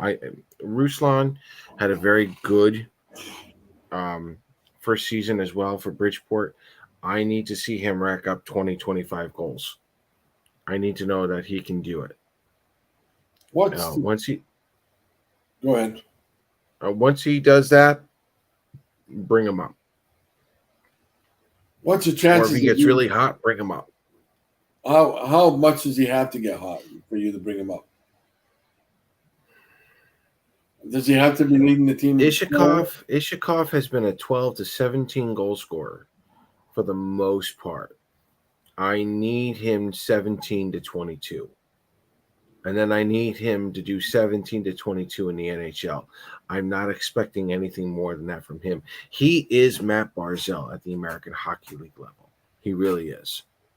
Is he capable of being more? Is he capable of being that 17 to 22 goal man? With the current team coming into Bridgeport, yes. Yeah. Yeah. I'm expecting Bridgeport to be very, very good next season. So if somebody was to ask you, do the Islanders have that can't miss prospect that's going to be a superstar right now? Does that bother you? No. No. No. And the reason why it doesn't is because we've already traded for Bo Horvat. I think people are going to be apologizing to him next season. Matt Barzal, in my opinion, is still that it superstar. He was just brought up early, as far as I'm concerned. The Islanders as a whole, most people don't even notice, and I'll be talking about this on during the prospect show. This draft, in the draft in 2018. Every single Islander player drafted that year has either played in Bridgeport or in New York.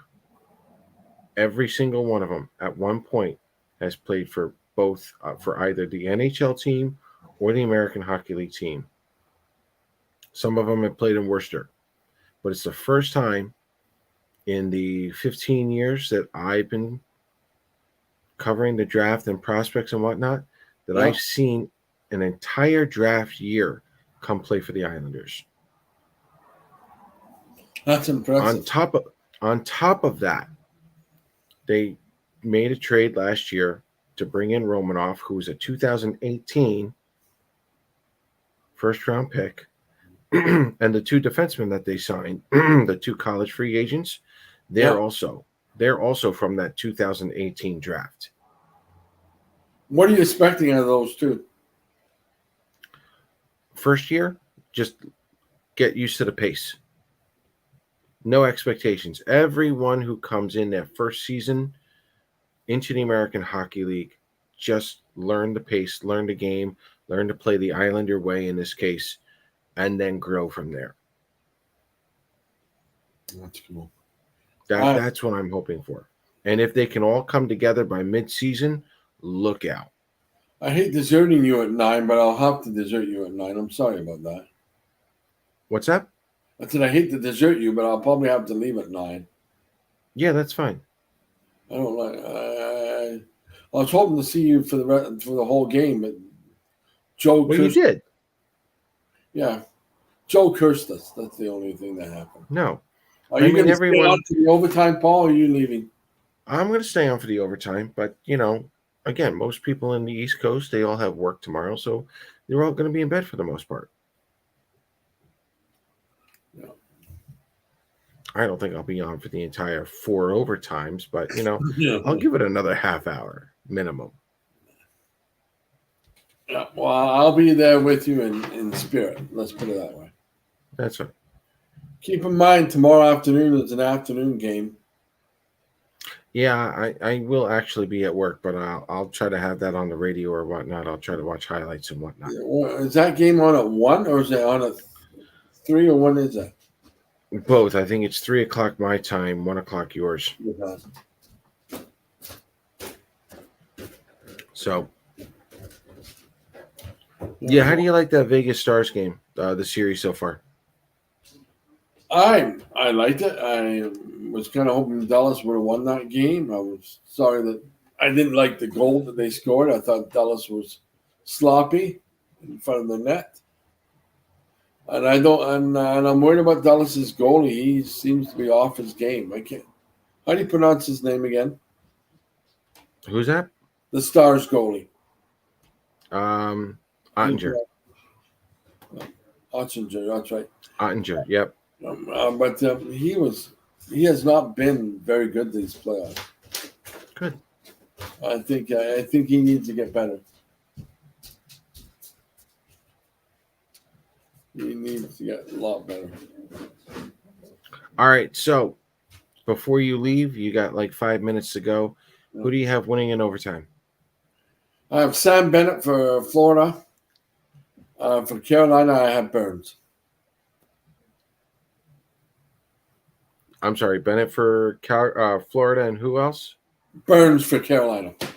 Ooh, good call on that. All right, I like that. Who do you have? I'm going to have some fun. I'm going to go Ekblad for Florida.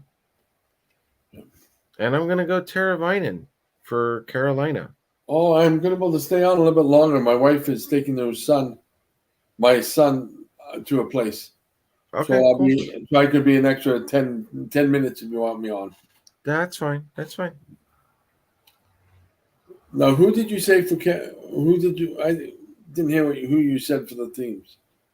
Who did you say for the goals? Panthers, Ekblad. Ekblad for Carolina. And Teravainen.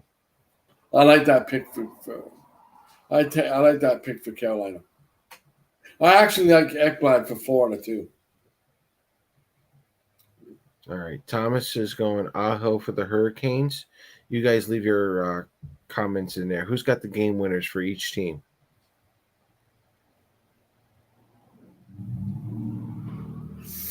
Yeah, I'd like to hear some of them. Yeah. Let me say thank you for our viewers who have stayed and watched the whole thing. Yeah, God love you guys. Yes. I wouldn't have. No, if I would have had me on, I don't think I could listen to 3 hours. You would have been in bed an hour ago. Yeah, I would have been asleep. I would have said, "Who is this dork? Get me out of here." That's all right. We're going to get Joe on Wednesday, whether he knows it or not. I'm looking forward to that. Oh yeah. I'm really looking forward to that. Joe's going to get it. So, all right, folks, we got about roughly 5 minutes to go until the first overtime here against Carolina and Florida. For those of you who are still up and running here, leave your answers in the comments here. Who's scoring the overtime goal? Give me one for Florida. Give me one for Carolina.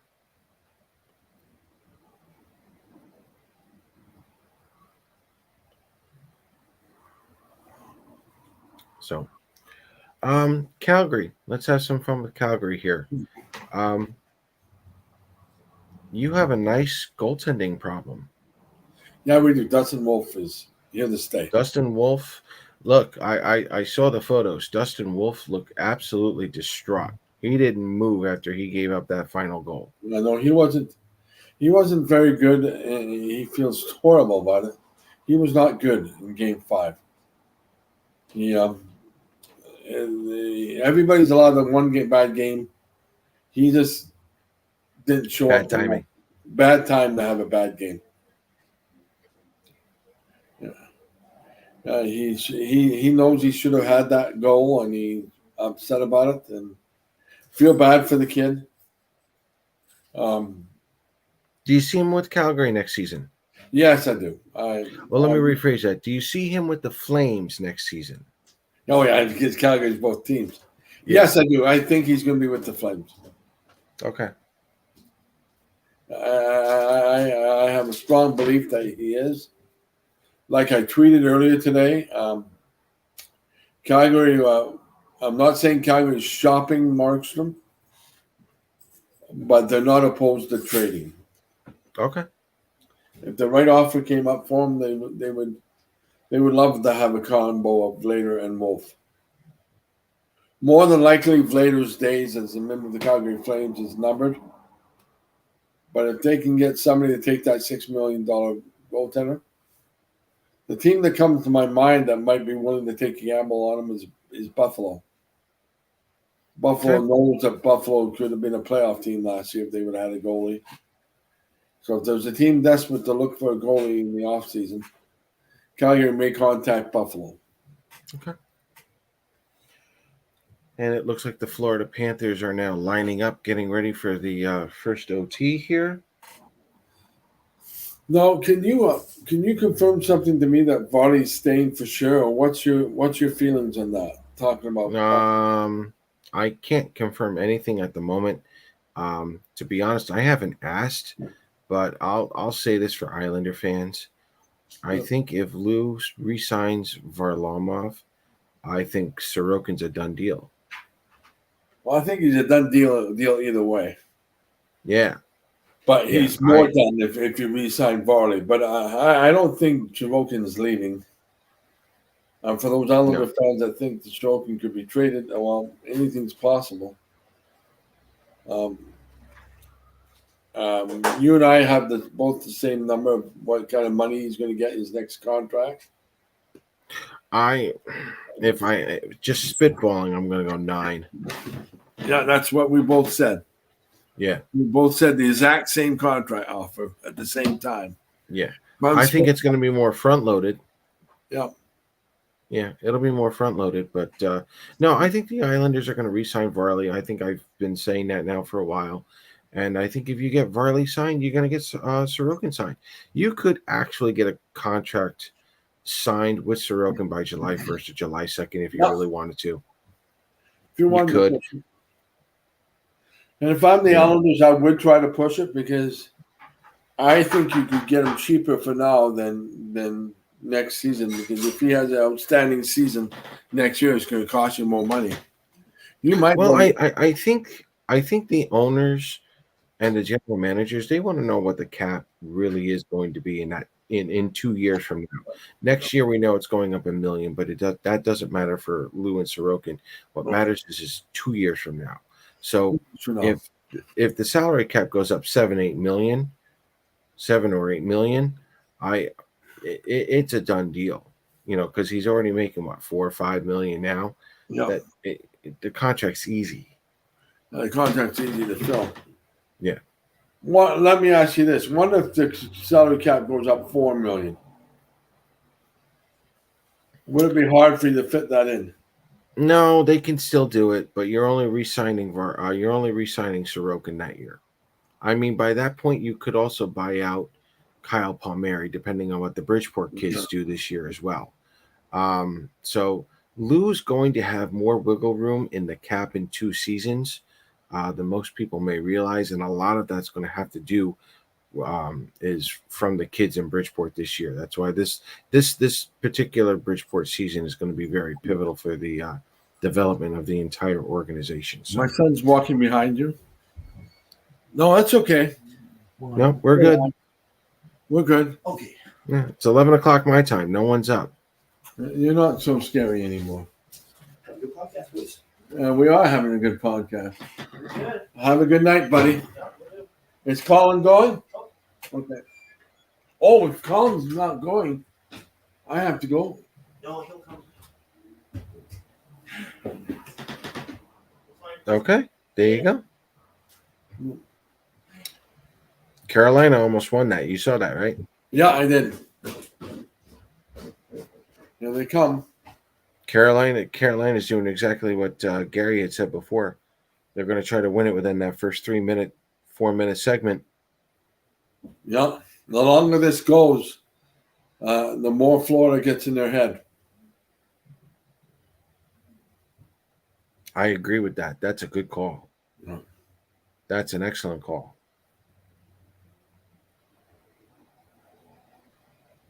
Who's your cup winner? Have you made up your mind yet?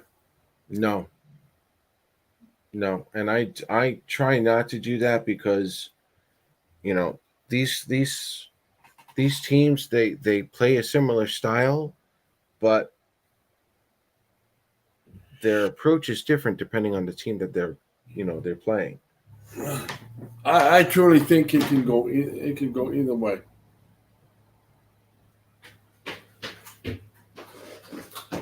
Oh, meet us up there. Sorry, buddy. I think it could go either way. Yeah, no, I agree. You can make arguments for all 4 teams, except for I think you can. You'd have a hard time convincing me that Carolina's going to win the cup if they fall behind 2-0. Yeah.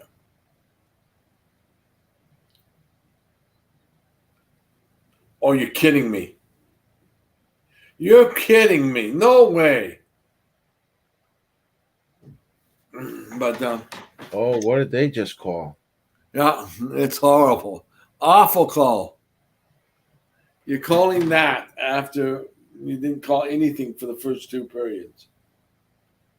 Kokanyemi? Really? What did Yeah. he do? I don't know. Oh, hooking? Was that a hook? Or interference? Oh. Oh, boy.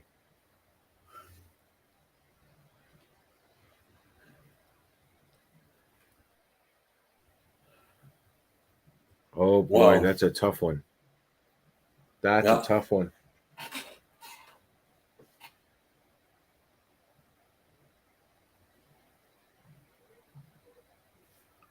Unbelievable. I agree with you on that one, Randy. That's a tough one to call.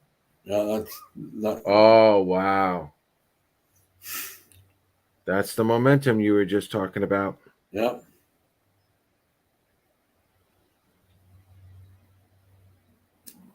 Wow.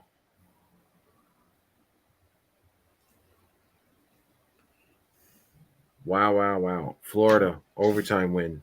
Yeah, That was it's over. huge. It's over. And did you notice I didn't kill it for you? No, I appreciate that one, but I wow. didn't say a word. Oh, Alex Lyon. That's right. Alex Lyon is Bobrovsky's backup right now. Yeah. And Alex Lyon, for those of you who do not know, he was a Calder Cup champion last year. Yes, he was. Chicago Wolves, if I'm not mistaken. Yeah, they're the team that beat us to go to the All right, final. so here's the play real quick. They get it down low. They start a cycle. No, they don't. Oh, tic-tac-toe. Oh, that wasn't even right. No, tic-tac-toe. They didn't even start a cycle, Randy. No. Oh, And they're that's throwing the rats on momentum. the ice. Unbelievable. Wow. 2 That's games to crazy. nothing for the Panthers. Wow. I don't like. I do not like. I do not like Hurricane chances. No, I don't. You know what? I'm gonna go 5 games. I'll go 5 games. Florida wins this in 5. But I'm sticking with my original Carolina. But yeah, that's a tough one. And again, that's a tough call for the refs. So again, but calls got to be made. And Gary said it before. You got to step your game up. And that time Carolina got burned. So that's on Florida. So, Randy, where can I find you on social media? I am the fan blogger on Twitter. On Twitter. On Twitter. Okay. And for those of you who want to follow me, P_Kreischer, KREISCHER on Twitter. Don't forget to hit that like button on Facebook, Twitter with Isles Talk, and also please, please, please go on to YouTube and hit that like and subscribe button. We're going to have another show on Wednesday with Kevin Kurz of The Athletic. At some point, we'll give you all the details then, but it'll be sometime on Wednesday. Tentative agreement for now. And then after that, it's going to be pretty much me with another cast of guests that I'll be coming up through, to cover the draft all through June. And we'll see what we can do with a draft party or whatnot. But guys, thank you for coming on. Randy, thank you for coming on. Gary, Claire, everybody. So again, thanks for coming on. Join us on Wednesday. And let's go Islanders. Let's go Flames. Whatever we want to do. Once again, Florida beats Carolina in overtime 2-1. And we'll see you guys on Wednesday. Night.